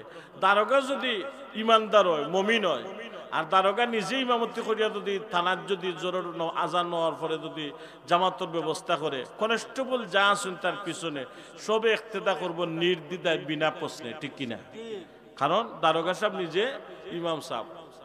যেই দারোগা নিজে ইমামতির মাধ্যমে থানায় নামাজ পড়ে, জামাতের জায়গা আলাদা আছে। আল্লাহ বাঁচাইছে, যদি তারা আজকে বাংলাদেশও থাকতো, আর ইলা যদি গড়তো কোনো দারোগায় নামাজ পড়তো, তাহলে জঙ্গি না হয়ে এই বাঁচার কোনো সুযোগ নাই। যেই দারোগা নিজে ইমামতি করিয়া নামাজ পড়াইলো, অনেক কনস্টেবল তার সাথে মুসল্লি হইল, আমাদের বিশ্বাস ওই দারোগা কখনো অন্যায় করতে পারে না। শুধুমাত্র একটা কাজ, দারোগা যদি থানায় বইয়া অর্ডার করতো যে প্রত্যেকটা মসজিদে মুসল্লিরা নামাজ পড়া বাধ্যতামূলক। সৌদি আরবে যেভাবে আছে সালাত বাধ্যতামূলক রাষ্ট্রীয়ভাবে, যদি নামাজ না পড়ো তাহলে পুলিশ আইয়া আপনারে পিটাইব। আরব অনেক দেশগুলার এগুলা আছে, নামাজ বাধ্যতামূলক। এটা যদি বাংলাদেশ হইতো, তাহলে দেখলেন ফজরের নামাজে কত মানুষ মাতন্যা, এখানে ফজরের নামাজও তো মানুষ এখানে বলে পুলিশের ডরে, প্রত্যেকটা গাঁয়ে গাঁয়ে যদি একটা করে পুলিশ দিত, বলে দেখুন যেন আপনি চেক করে মানুষ নামাজও যায়নি না। কত মানুষ দেখলেন আনো জুয়াই আল্লাহ আকবার, দরজার সামনে পুলিশ এখন যাইতে কেমন দিয়ে ওবায় দেখতে পারে না, ওবায় দেখতে পারে না, খাওয়ার সময় হয়ে গেছে। ইলা মানুষের হইল না। আর অনেক বেরোজাদার ওগুলোর পিছনে যদি মানুষ লাগাই দেয় সরকার, যে দেখছেন খেখে রাঙ্গেশ্বরা রোজা ছাড়ছই, আচ্ছা পুলিশের সামনে কোনো কেউ সিগারেট খাইবনি, মাতন্যা পুলিশের সামনে খাইতো না, হে লুকাইয়া গিয়া যদি খাইলে পুলিশের বাহনী দেখতে পারবো নি। এখন হইল ও যে আয়াতে কারিমা যেগুলো আমি কইছিলাম, যে ইন্নী জাইলুন ফিল আরদি খলিফা, আর ওমা খালাকতুল জিন্না ওয়াল ইনসা ইল্লা লিয়াবুদুন। একটা আয়াত আল্লাহ কইরা আমরা ইবাদতের লাগি পাঠাইছেন, আর একটা আয়াতের মধ্যে আল্লাহ কইরা কিতা খেলাফতের লাগি পাঠাইছেন। তখন ইবাদত খেলাফত দুইটা আয়াতের প্রতি আমরা 100% বিশ্বাস আছে, বিন্দু পরিমাণ সন্দেহ থাকলে ঈমান থাকতো না। এখন প্রশ্ন হইল খেলাফত আগে না ইবাদত আগে? আচ্ছা, রাষ্ট্র জীবনে ইসলাম আগে না ব্যক্তি জীবনে ইসলাম আগে? মাতৌকা, ব্যক্তি জীবনে ইসলাম আগে, রাষ্ট্র জীবনে ইসলাম পরে। এখানে বলে ব্যক্তি জীবনে ইসলাম, অর্থাৎ নিজে যখন সংশোধন হয়ে যাবে, সংশোধিত একজন মানুষ যখন চেয়ারে বসবে, তখন তার দ্বারা কখনো আর অন্যায়, অবিচার, অত্যাচার, জুলুম, নির্যাতন হবে না। নিজে যদি সংশোধিত একজন ব্যক্তি হয়, এটা হলো ব্যক্তি জীবনে ইসলাম। আর যখন রাষ্ট্র জীবনে ইসলাম হবে, তখন দেখা গেছে ব্যক্তি জীবনে যদি ইসলামের গুরুত্ব না থাকে, তখন দেখা গেছে যে শুধুমাত্র তার লেবাস থাকবে, খান্দুরে একটা থাকবে, ফাগরি একটা থাকবে। আর রাষ্ট্র জীবনে ইসলামের কারণে বিনা ওযু নামাজ পড়ব, কারণ আল্লাহর ডর তার ভিতরে নাই। এখন ব্যক্তি জীবনে ইসলাম প্রতিষ্ঠার ক্ষেত্রে আউলিয়া কেরাম যারা, সুফিয়া কেরাম যারা, তারা কিন্তু মেহনত করছেন মাথুন্যা। ব্যক্তি জীবনে ইসলামরে প্রতিষ্ঠিত করার লাগি সুফিয়া কেরাম যারা মেহনত করছেন। আবার সুফিয়া কেরামদের মধ্য থেকে কিছু আল্লাহর মকবুল বান্দারা ব্যক্তি জীবনে যেভাবে ইসলাম প্রতিষ্ঠার কাজ করছে, রাষ্ট্র জীবনে ইসলাম প্রতিষ্ঠার কাজ করছে। তাহলে বোঝা গেল যে যেই ব্যক্তি জীবনে ইসলাম এবং রাষ্ট্র জীবনে ইসলামের লাগে মেহনত করছেন, এই নইলা 100% আল্লাহওয়ালা বুজুর্গ ব্যক্তি। আর যেই তার ব্যক্তি জীবনে ইসলামের লাগে মানুষকে সংশোধিত করার লাগে দাঁড়ে দাঁড়ে ঘুরছেন, তার সফলতার দিক থেকে হয়তো একটু কম সফল হয়েছেন, কিন্তু তাই না আল্লাহর পক্ষ থেকে একটা জিম্মাদারি মানুষের কাছে পালন করছেন। বুঝছেন না বলল? কিছু ওলি আল্লাহ হলে কিতা চাইছেন, ব্যক্তি জীবনে আগে ইসলাম, পরে রাষ্ট্র জীবনে ইসলাম। উপমা দিলে আপনারা বুঝবা।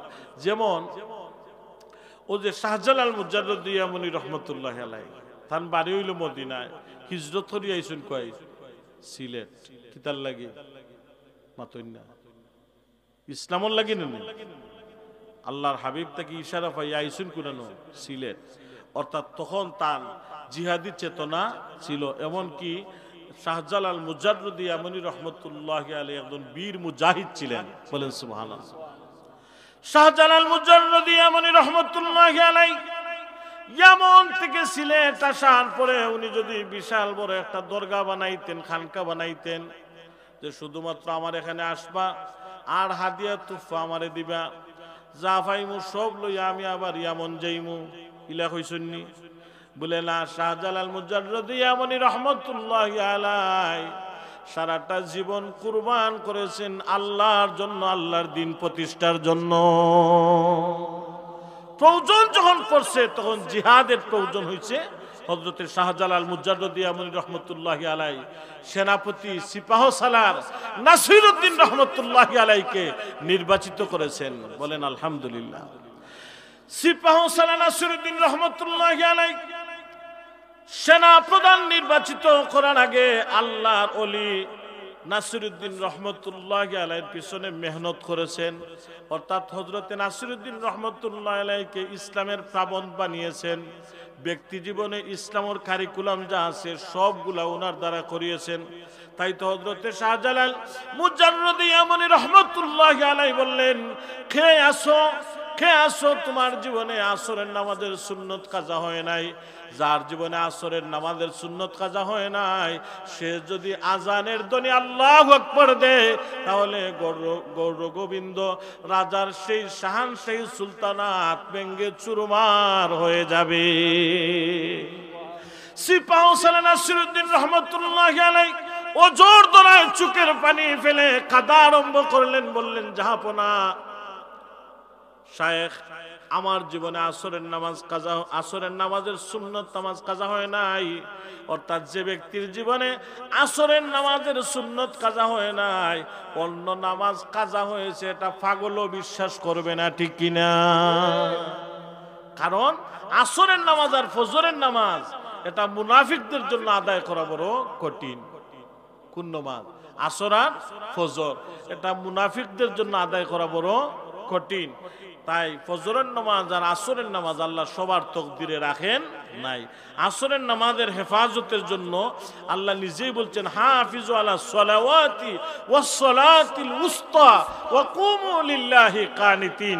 তোমরা 5 ওয়াক্ত নামাজের হেফাজত করো, বিশেষ করে উস্তা নামাজের হেফাজত করো। প্রশ্ন হলো, উস্তা কি? উস্তা হলো মধ্যবর্তী নামাজ, ওয়াসাতুন অর্থাৎ মধ্যবর্তী নামাজ হলো আসরের নামাজ, যার আগে আরো 2 ওয়াক্ত নামাজ আছে, যার পরে আরো 2 ওয়াক্ত নামাজ আছে। মধ্যবর্তী নামাজের নাম হলো উস্তা নামাজ, এটার নাম হলো আসরের নামাজ।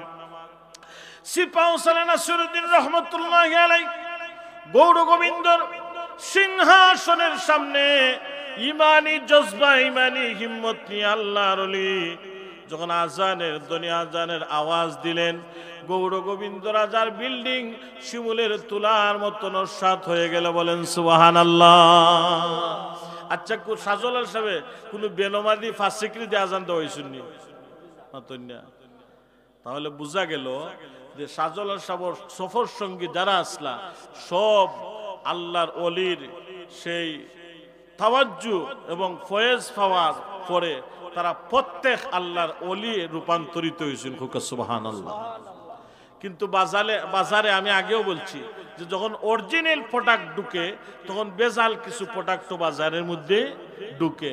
360 আউলিয়া হযরতে শাহজালাল মুজাদ্দিদ ইয়ামানি রাহমাতুল্লাহি আলাইহির সফর সঙ্গী ছিলেন। কিন্তু টোটাল বাংলাদেশে যদি জরিপ করা হয় প্রায় 2700 অথবা 6-7 শাহজালাল সাহেবের সফর সঙ্গী নামে মাজার মাতন্যা আছে। অর্থাৎ ডুপ্লিকেটও কিছু বাহির হইছে। জেনুইন যেগুলা এগুলারে তল করার লাগে, বাজার ধরার লাগে, মার্কেট ধরার লাগে ডুপ্লিকেট কিছু বাহির করা হইছে। আচ্ছা তাই বললে অরিজিনালি যারা এরার মান সম্মান আজমত কমবনি? অরিজিনাল তো অরিজিনাল। 100 বছর শত বছর আগর শত বছর আগর ট্রেডিশন SS5 আগর 700-800 বছর আগে রাজাবাদশাহ হলে লাগাইতা, এটা জেনুইন ছিল। আজকে 800 বছর 700 বছর পরেও SS5 এর চাহিদা এখন বাড়ছে না কমছে? কারণ জেনুইন যেটা এটা এইভাবে, কারণ জেনুইনের দাম কখনো কমে না। শাহজালাল মুজাদ্দিদ ইয়ামানি রাহমাতুল্লাহি আলাইহি সুদূর ইয়ামান থেকে বাংলার জমিনে আসার উদ্দেশ্য হলো আল্লাহর দ্বীন প্রতিষ্ঠা করা। প্রয়োজনে তিনি জিহাদ করেছেন, সশস্ত্র জিহাদ, বাহিনীকে ময়দানে নামিয়েছেন। আবার খানকার মধ্যে উনি তাজকিয়ায়ে নফসের কাজ করেছেন। অর্থাৎ আত্মশুদ্ধি, যেটা আত্মশুদ্ধিকে অস্বীকার করার কোনো সুযোগ নাই, কারণ এটা আল্লাহর কোরআন দ্বারা সাবিত আছে। কাদ আফলাহা মান তাযাক্কা, তারাই সফল কাম যারা নিজে নিজের নফসরে শুদ্ধ করতে পারছে। তারা কারা? আল্লাহর ওলিরা। বলেন সুবহানাল্লাহ। কাদ আফলাহা মান তাযাক্কা, যারা নিজে নিজের নফসরে শুদ্ধ করতে পারছে। নিজে নিজের নফসকে শুদ্ধ করা যাবে না, অর্থাৎ আরেকজন আল্লাহওয়ালা বুজুর্গ বান্দার তাওয়াজ্জু এবং ফয়েজের মাধ্যমে, নির্দিষ্ট সবকের মাধ্যমে সে তার নফসকে আত্মশুদ্ধি করেছে, নফসকে শুদ্ধ করেছে আরেকজন শিক্ষকের মাধ্যমে, আরেকজন শায়েখের মাধ্যমে। আর উনি হলেন আপনার শরীয়তের মুর্শিদ। বলেন আলহামদুলিল্লাহ। এখন মুর্শিদ যিনি আপনার আত্মশুদ্ধি করবেন, উনার নিজেই যদি আত্মশুদ্ধি না থাকে তাহলে উনি আবার আত্মশুদ্ধি কেমনে করবেন? কারণ ও যে আগে যে বলছি যে অরিজিনাল প্রোডাক্টের সাথে কিছু বেজাল পণ্যগুলো বাহির হয়েছে। 360 আউলিয়ার নামে সিলেটের প্রত্যন্ত অঞ্চলে যেভাবে মাজার হয়েছে, ওলি আল্লাহদের নামে প্রত্যেকটা জায়গায় কিছু আগাছা পরগাছা, তারাও ওলি আল্লাহদের নাম ব্যবহার করে বিভিন্ন দরবার খুলছে। বলেন নাউজুবিল্লাহ। আচ্ছা, শাহজালাল মুজাদ্দিদ ইয়ামানি রাহমাতুল্লাহি আলাইহির ত্যাগ, সারা জীবন যদি সিলেটবাসী জিকির করি, এই ত্যাগের বদলা কি দেওয়া সম্ভব হবে না? কারণ উনি ওনার সাম্রাজ্য ছেড়ে, জন্মভূমি ছেড়ে ফকিরের বেশে সিলেটের জমিনে এসেছেন আল্লাহর দ্বীনের পতাকা উড্ডীন করার জন্য। আল্লাহ হযরতে শাহজালাল মুজাদ্দিদ ইয়ামানি রাহমাতুল্লাহি আলাইহিকে এমন পুরস্কার দিয়েছেন, কিয়ামত পর্যন্ত বাংলার মানুষ হযরতে শাহজালাল মুজাদ্দিদ ইয়ামানি রাহমাতুল্লাহি আলাইহিকে স্মরণ করে স্মরণ রাখবে ইনশাআল্লাহ। শুধু বাংলার মানুষ কি, শাহজালাল ইন্টারন্যাশনাল এয়ারপোর্ট, সারা পৃথিবীর মানুষের কাছে হযরতে শাহজালাল মুজাদ্দিদ ইয়ামানি রাহমাতুল্লাহি আলাইহির নাম আছে না নাই? এই যে নাম, এই যে মর্যাদা, এই যে কামালত, এগুলা কে দিলেন? আল্লাহ। প্রিয় হাজিরিন, মানুষের ব্যক্তি জীবনে যেভাবে ইসলামের প্রয়োজন, রাষ্ট্র জীবনে মানুষের ইসলামের ঠিক সেইভাবে প্রয়োজন।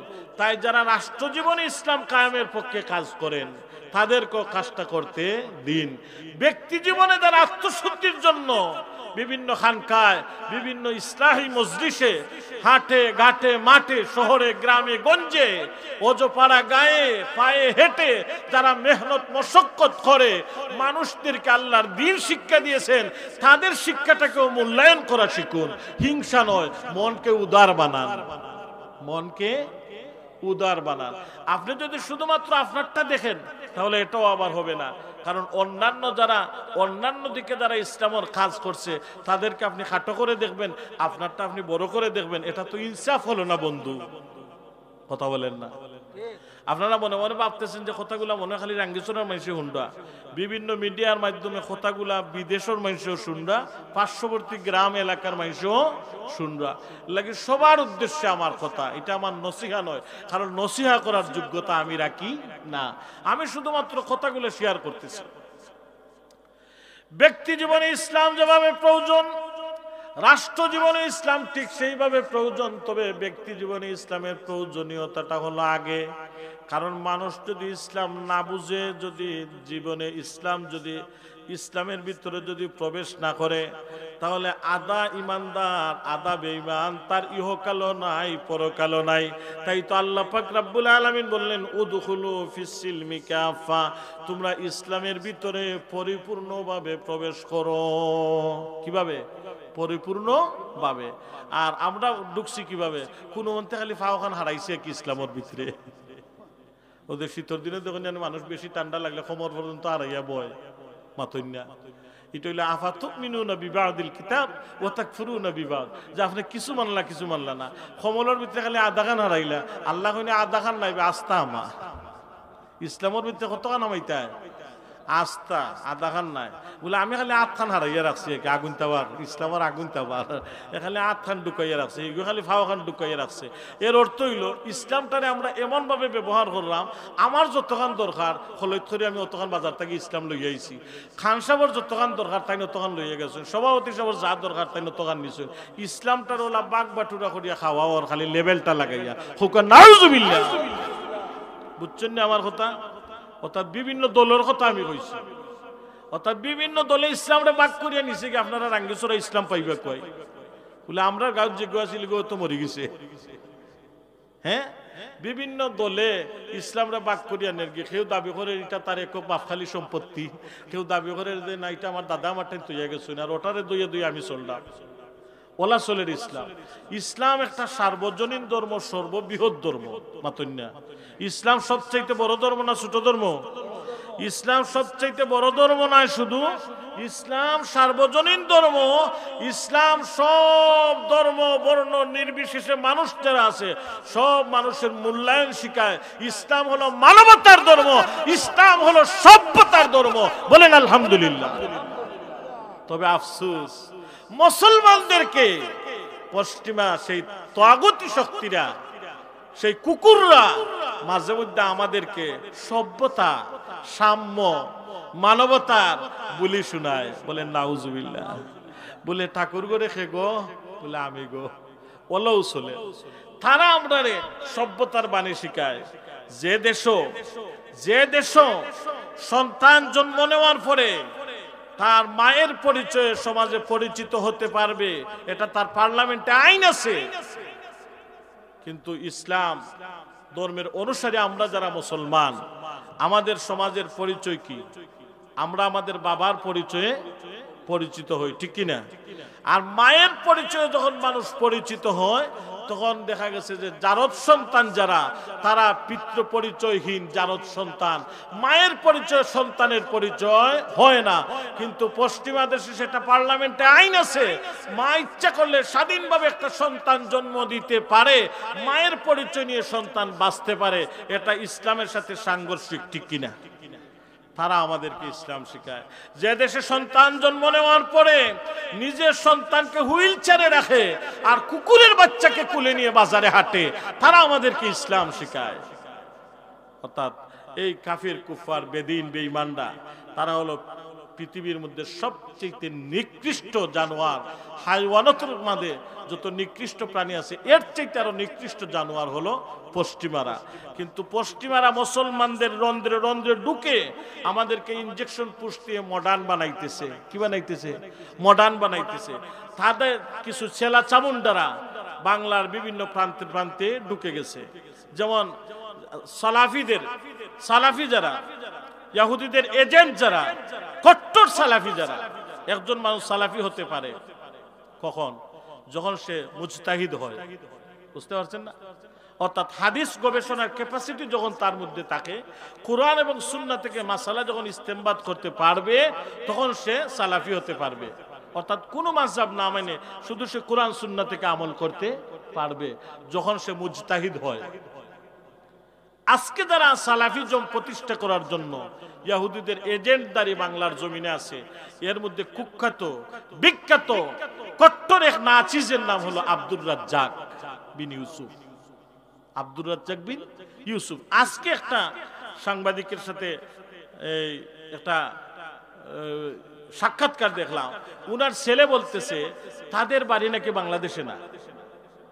আব্দুর রাজ্জাক বিন ইউসুফ আমাদের অনেক যুবকদের ব্রেইনকে ওয়াশ করে কোটি কোটি টাকার মালিক বাংলাদেশে হইতেছে। তাদের প্রতিষ্ঠানের দিকে তাকালে আপনার চোখ আন্দা হয়ে যাইবে। অর্থাৎ এত বিশাল বড় বড় জলাশয়গুলা, জলাশয়, বিভিন্ন সাগর হাওর মাঠ ভরে তাদের প্রতিষ্ঠান তৈরি হইতেছে। তারা আবার বলে মানুষের কাছ থেকে টাকা নেওয়া এটা হারাম। তাহলে এই টাকাটা আসে কোথায় থেকে?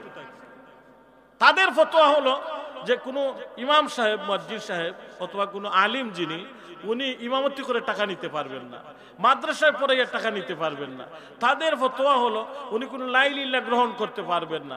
তাহলে তোমরা যে বিভিন্ন জলাশয় বরাট করে প্রতিষ্ঠান করতেছো, ইসরায়েলের এজেন্টরা, তোমরা এত টাকা কোথায় পাও?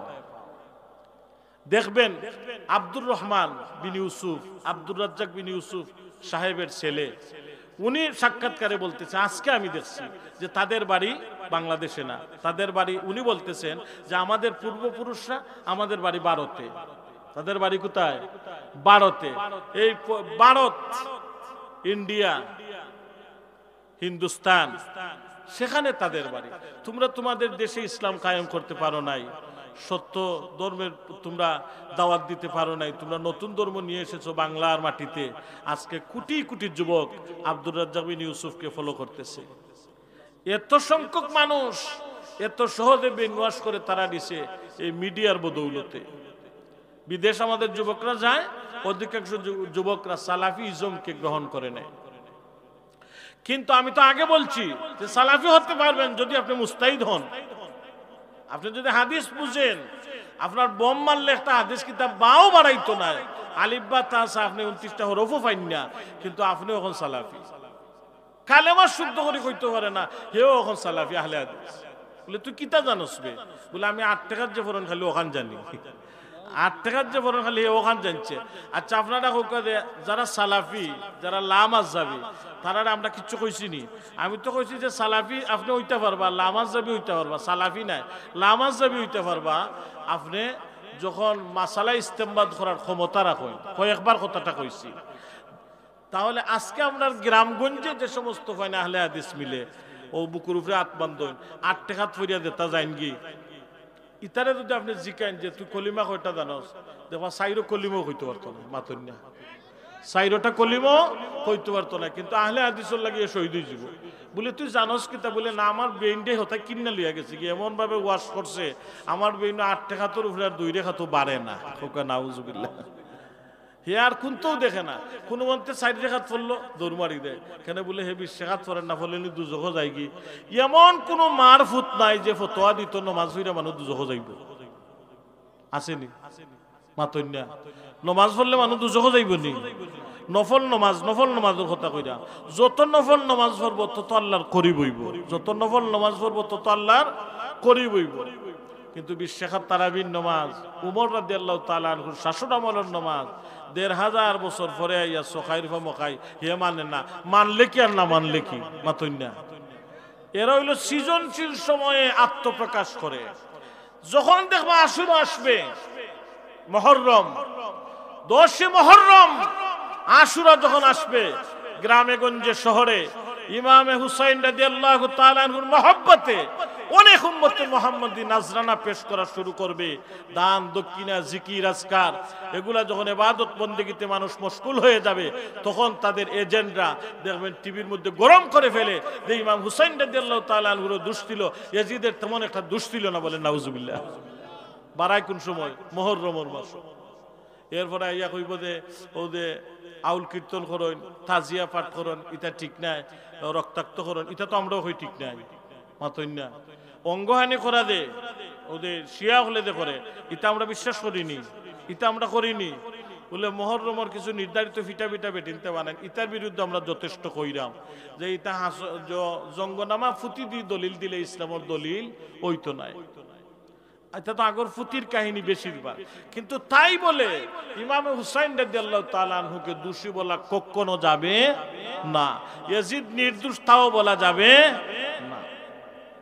প্রিয় হাজিরিন, মুহররমের মাস আসলে তারা এমন ভাবে গেউ গেউ শুরু করে, ভাদ্র মাস আসলে যেভাবে আমাদের এলাকায় কুকুরগুলা পাগল হয়ে যায়, বলেন নাউজুবিল্লাহ। এমন ভাবে সালাফিজম যখন শুভ বরাত আসে তখন তারা লাইলাতুন নিসফ মিন শাবান, লাইলাতুল মুবারাকার বিরুদ্ধে অপপ্রচার তারা চালায়। এই যে ইবাদতের যে স্বাদ, ইবাদতের যে গ্রান, ইবাদতের যে মজা, শুভ বরাতের যে লজ্জত, এটা আমাদের যুবকদের হৃদয় থেকে দিন দিন উঠে যাচ্ছে, বলেন নাউজুবিল্লাহ। কারণ যুবকরা সন্দিহান, ইমাম সাহেবের কথা শুনবে না টিভির শায়েখের কথা শুনবে। কোন মন্তেও যদি বাধ্য হয়ে মসজিদে ঢুকে, তার দিল তো এখানে নাই, কারণ তার দিলে ওয়াসওয়াসা ঢেলে দিয়েছে কে? ইবলিস, মালউন শয়তান। তবে জিন জাতিদের থেকে যেটা, সেটা নয়, মানব জাতিদের থেকে যে শয়তান, সে তার দিলের মধ্যে ওয়াসওয়াসা ঢেলে দিয়েছে যে লাইলাতুল বরাত, লাইলাতুল মুবারাকা বলতে, লাইলাতুল নিসফ মিন শাবান বলতে কিছু নাই, বলেন নাউজুবিল্লাহ। তখন যুবক যখন মনে মনে বলে যে এটা তো কিছুই নাই, তার বাফর শর্মে, হুজুরের শর্মে আইয়া বিপদ পড়ছে, তার কোনো সব হইব নি? মাতইনা এ মনে মনে কর কোনটা নাই। কিন্তু আমি যদি যাই না আর তারে খুঁজুরে যদি বাদর দিন আমার জিজ্ঞা করেন, এই তুই দিকে আইলে না নমাজও, ওখানে আমার শর্মে আইছে। তার বাপে যদি জিজ্ঞা করেন, হেই তুই গেলে না বেটা শুভ বরাত, তোর একটা রাইতো নবইয়া মোবাইল টিপাইরে মসজিদে গেলে না, ওখানে বাপরে ডরাইয়া আইছে, মারে ডরাইয়া আইছে। কিন্তু দিলে দিলে লালন করে ওদের তার শাইখে কইছে যে লাইলাতুন নিসফ মিন শাবান বলতে কোনটা নাই। আস্থা রাইত যদি আইয়া মসজিদ হবে, কোনো সব হইব না, মাতইনা। কারণ তার তন মন তুই ব্যয় নাই, তার তন মন কয় বলি এটাই বেশি লাগছে টিভির গোছে। আর মুমিনে তার জান আর মাল বেচছে কার গোছে? আল্লাহর গোছে। কিতার বিনিময়ে? জান্নাতের বিনিময়ে। ইন্নাল্লাহ আশতারা মিনাল মুমিনিনা আনফুসাহুম ওয়া আমওয়ালাহুম বিআন্না লাহুমুল জান্নাহ। এটা মুমিনদের জন্য সুসংবাদ। অর্থাৎ মুমিন আল্লাহর দ্বীন প্রতিষ্ঠার ক্ষেত্রে জমিনে এমন ভাবে কাজ করবে, অর্থাৎ তার জান এবং তার মাল সর্বশক্তি দিয়ে আল্লাহর জমিনে আল্লাহর দ্বীন রক্ষার জন্য ঝাঁপিয়ে পড়বে। আলহামদুলিল্লাহ। আর আমরা কি তা করি? কোন মধ্যে খালি জানখান বাসাইও দিমে সাবজি টিক্কা দিতেন কি ভাই উদু আখান করুক। হ্যাঁ, আর আল্লাহ এখন ইখান বাঁচাইতে কি তাইখান তো অন্য শেষ করতে, আল্লাহ এখন জান অন্য দিতে, আর আপনার কইরা দেবে সাবজি জানখান লইয়া কোন মন্ত্রী দিয়ে দেখতেন কি ভাই কই দিতে? বললে মরলে তো সব শেষ। বললে না, মরলে আপনার শুরু। মরলে কি তৈল? মরলে বাদাম শুরু হইলো, খালি অপেক্ষা করা ফিরিস্ত হলে কয় বড় ফিরিস্ত হলে কোন খাল। আপনি যখন খানবা বাদামর লগে হিতাই বুঝবা মরলে যে ওর না আরো বাড়াইয়া দিব, মাতইনা হিতা কইব যে ওর না আরো বাড়াইয়া দে, আপনি খানটা নানি বাঁচবার লাগি এগুন খাল, এগুন তো কইব ওর না আরো একটু ডোজ একটু বাড়াইয়া দে, ওলা বাদাম কই বড় খাইবা। এখন আপনার যে 80 বছর হইলো, ওখানে যে আপনি টিল্লার তাস খেলেন, মাতইনা ইসলাম আপনার দ্বারা জমিনে প্রতিষ্ঠিত হইব নাই নি? বলে না চাচা আপনার দ্বারা হইব। বলে 60 বছর বয়স, মসজিদে জামাত চলে, বেটা সাজলাল হোটেলে চা খায়, নমাজুরে বাড়াই আমি দেখি ও দাঁড়িয়ালা বেটা খার বেটারে আমি চিনি। আচ্ছা, ই যদিও সমাজের অবস্থা, তখন নহি আনিল মুনকার আমল বিল মারুফ এটা দায়িত্ব কয়। আপনি আপনার ছেলেরে যে কইতে বাবা তুমি নমাজ পড়ো, সৎকাদের আদেশ দিতা, আপনি আপনার ছেলেরে কিতা কইতে, আপনি তো নিজেও নমাজ পড়েন না। আপনি আপনার ছেলেরে কইবা কিনা দে বাবা গুনাহ থেকে তুমি বাঁচো, কারণ আপনি দেখা গেছে যে যাত্রা বিভিন্ন গানের অনুষ্ঠানের সভাপতি আপনি নিজে, তখন আপনার ফুয়ারে কইবা গেলে গান বাজনা ইতা বালা না, ইতা পারে না। এমন কোন দলিল নাই যে দলিলে গান বাজনা জায়েজ করা যাইব, কারণ সূরা লুকমানও আল্লাহ তাআলা বাদ্যযন্ত্রের নিষেধ করছেন। তবে হ্যাঁ, কেউ যদি তত্ত্ববহুল কোনো গান যদি যারা আজকে আগের যুগের মানুষেদের গাইতা বইয়া বইয়া বিভিন্ন জায়গাত গুলইয়া দেহতত্ত্বর গান, যারা মরমী গানগুলা, এগুলা যদি কেউ গায়, এই কথার মধ্যে যদি শিরিক এবং কুফর না থাকে, কোনো বালা একজন আলিমরে যদি শোনায়, যেমন ইয়াসিন মৌলবীর যে কালামগুলা, এগুলা অনেক আমি শুনছি, আমি আমার এই জ্ঞান অনুযায়ী কোনো ভুল পাইছি না। আরও যারা বড় বড় সাহিত্যিক গবেষক আছেন তারা ভাইলে পাইতে পারেন। অনেকগুলো আমি শুনছি, এগুলো মজা লাগে শুনতে, কারণ এগুলো হইলে দেহতত্ত্বর গান। এগুলো আপনি একলা একলা গাইবা, তুমি হান্নান মন্নান বন্ধুরে আপনি আপনার সুর দিয়ে গাইবা, সুর আল্লাহর নিয়ামত। তবে নর্তকী না চাইয়া আপনি আত্মশুদ্ধির নামে যদি গান যদি বাজায়, এটা কখনো আত্মশুদ্ধি হইতে পারে না, বরং একটা শয়তানি অনুষ্ঠান হইতো পারে। বলে এটা আপনি খালি দূরে দূরে হইন, আপনি যদি মসজিদের এলাকাত হইন না, বলে হামেশা জুম্মাত হই, আপনারা জুম্মা করার দাওয়াত। তবে আস্থা বছর হই না, উরু চাইলে হই, কারণ আস্থা বছর আমি এটা হইয়া কোনো লাভ হইতো না, কেউ শুনতো নাই মাতই না। যখন সময় আয় আপনার, যখন সিকানি উঠে তখন না ইঞ্জেকশন দিতে হয়, আপনার সিকও নাই ইঞ্জেকশনও নাই। তবে আমার কথা খেয়ে মানে, আমার কথা যে তারা মানবো বা মানা লাগবো এটা আমি চাই না, কারণ বাংলাদেশেও মানুষ জয় না, নরম হয় না, অতি সহজে মান্যা নেয় না। সেনে বলে বাংলাদেশেও মানুষও হইল ওটা যে তার ওয়াজর লোকে আওয়াজও লাগে, মাতই না, ওয়াজর লোকে কিতা লাগে, আওয়াজ লাগে। ওয়াজ করার দায়িত্ব আমার, আওয়াজ দেওয়ার দায়িত্ব হইল প্রশাসনের, মাতই না, আওয়াজ দেওয়ার দায়িত্ব কার, প্রশাসনের। কিন্তু প্রশাসনও যখন দেখা গেছে যে বিভিন্ন নর্তকী নাচনেওয়ালি হলোর পক্ষে প্রশাসনের বিভিন্ন পুলিশ ঊর্ধ্বতম কর্মকর্তা থাকে, বিধায় তারা প্রশাসন থেকে একটা সাপোর্ট পায়, মাতই না, প্রশাসন থেকেও সাপোর্ট পায়। কিন্তু প্রশাসনের অনেক মানুষ আমরার সাথে যোগাযোগ আছে, এরাও অনেকে আছে যারা মন থেকে ঘৃণা করে, আর অনেক আছে যারা সামান্য টেকার লাগি এগুলারে সাপোর্ট করে। প্রশাসনের শক্তি যখন তারা পায়, তখন আপনি একলা তো আপনি কিচ্ছু করতে পারতেন না, কারণ একলা একটা বৃহৎ শক্তির সাথে আপনার পারা সম্ভব নাই। তখন আপনার কাজ কিতা, আপনার কাজ হইলে আপনি মনে মনে এই সাবজেক্টটারে ঘৃণা করা, মনে মনে কিতা করা, জোরে হোক মনে মনে কিতা করা, ঘৃণা করা যে আল্লাহ আমি তো প্রতিবাদ করার কোনো ভাষা আমার নাই, প্রতিবাদ করার কোনো শক্তি আমার নাই, আরশের মালিক রব তোমার কাছে বিচার দিলাম, আল্লাহ তুমি এর বিচার করো। বেশি দিন লাগতো না, কারণ আপনি যদি মজলুম হন, আপনার আর্তনাদ আল্লাহর দরবারে, আল্লাহর দরবারে বিনা শর্তে কবুল। মজলুমর দোয়া বিনা শর্তে কবুল। তবে আজকেই দেখলাম যে কোন হলোর মধ্যে যে ছাত্র হলের সংঘর্ষ করিয়া অনেক মানুষের আহত করছে। এর আগে মানুষ ছাত্রলীগের দুষ্টিছে, ছাত্রলীগ বিভিন্ন মানুষের উপরে অত্যাচার করছে। তখন যারা আজকে বিভিন্ন ছাত্র সংগঠনের সাথে জড়িত, তোমরা যারা ছাত্র হল রক্ত জড়াইরায়, তোমরা তো দেখা গেছে যে ই জালিম মহল থেকে আরো বড় জালিম, মাতুন্যা তোমরা এই জালিম মহল থেকে আরো বড় জালিম। তবে জুলুমর অবসান ঘটুক এটা আমরা চাই, কারণ সুজলা সুফলা শস্য শ্যামল ভরা প্রিয় জন্মভূমি বাংলার প্রতিটা প্রান্তে প্রান্তে সরল সহজ মা বোনরা, সরল সহজ মুরব্বী বাবারা এখনো পৃথিবীতে আছেন। তোমরা যারা আজকে ক্ষমতায় যাওয়ার লোভ জাগছে, মানুষের দোয়া নেওয়ার চেষ্টা করো, আল্লাহ তোমাদেরকে বিজয় নিশ্চিত করবেন ইনশাআল্লাহ। বক্তা আইছেন রুবেলারা বাড়ির সামনে, রুবেল ভাইয়ের বাড়ির সামনে হোক, আলহামদুলিল্লাহ তান্ডা আনিলেন। আমারও টাইম শেষ, কারণ আমি যদি জুইরা যদি বই থাকি মাইক 11টা পর্যন্ত তো হইতো না। ও আখির দাওয়ানা আলহামদুলিল্লাহ রাব্বিল আলামিন। মুআজ্জাজ হাজরিনে কেরাম, আপনারা আমার সুপরিচিত মানুষ, আপনারা অবশ্যই আমার চিনেন। এর লাগে মনের গভীর থেকে আমি স্বাধীনভাবে আপনারা কাছে কথাগুলা শেয়ার করলাম। আল্লাহ তাআলা আমরা বাস্তব জীবনে আমল করার তৌফিক দান করতাম। আমরার কথার সারাংশ যেটা, যে মুমিন মুত্তাকি বান্দাগুলোর মাঝে যারা একামতে দিনের পক্ষে কাজ করেন, তারার বিরোধিতা আপনি করতা না। যারা তাজকিয়া নফসের পক্ষে মানুষের সমাজও কাজ করে, তারার এই জীবনের ইত্যাগটাও আপনি অতি সহজে বলতা না। কারণ যে জায়গা একজন মুসলমান তরবারির মাধ্যমে যে একটা রাজ্য বিজয় করব, আর একজন মুসলমান তার আধ্যাত্মিকতার শক্তির বলে আর একটা দেশ বিজয় করব, ঠিক কিনা?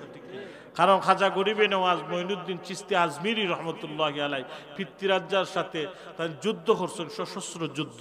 প্রয়োজনে কিতা করছেন, রাতের আধারে আবার মানুষ সেখানকার মাঝে বুঝাইছেন আল্লাহ এবং তার রসুলের মহব্বত মানুষের দিলে ঢুকাইছেন। এর লাগি তো তান হাত কালেমা পড়িয়া প্রায় 90 লক্ষ মানুষ মুসলমান হয়েছে। মুসলমানের ইতিহাস সোনালী ইতিহাস। মুসলমানের ইতিহাস সোনালী ইতিহাস, মুসলমানদের ইতিহাসের মধ্যে কোনো কলঙ্ক অধ্যায় নাই, তবে মির্জাফরি আছে। অনেক মুসলমানদের ক্ষতি করছে, বাহিরের শক্তি যতটুকু মুসলমানদের ক্ষতি করছে এর চাইতে ভিতরের শক্তি মুসলমানদের বেশি ক্ষতি করছে। এর লাগে মুনাফিক থাকি সাবধান, মুনাফিক থাকি সাবধান।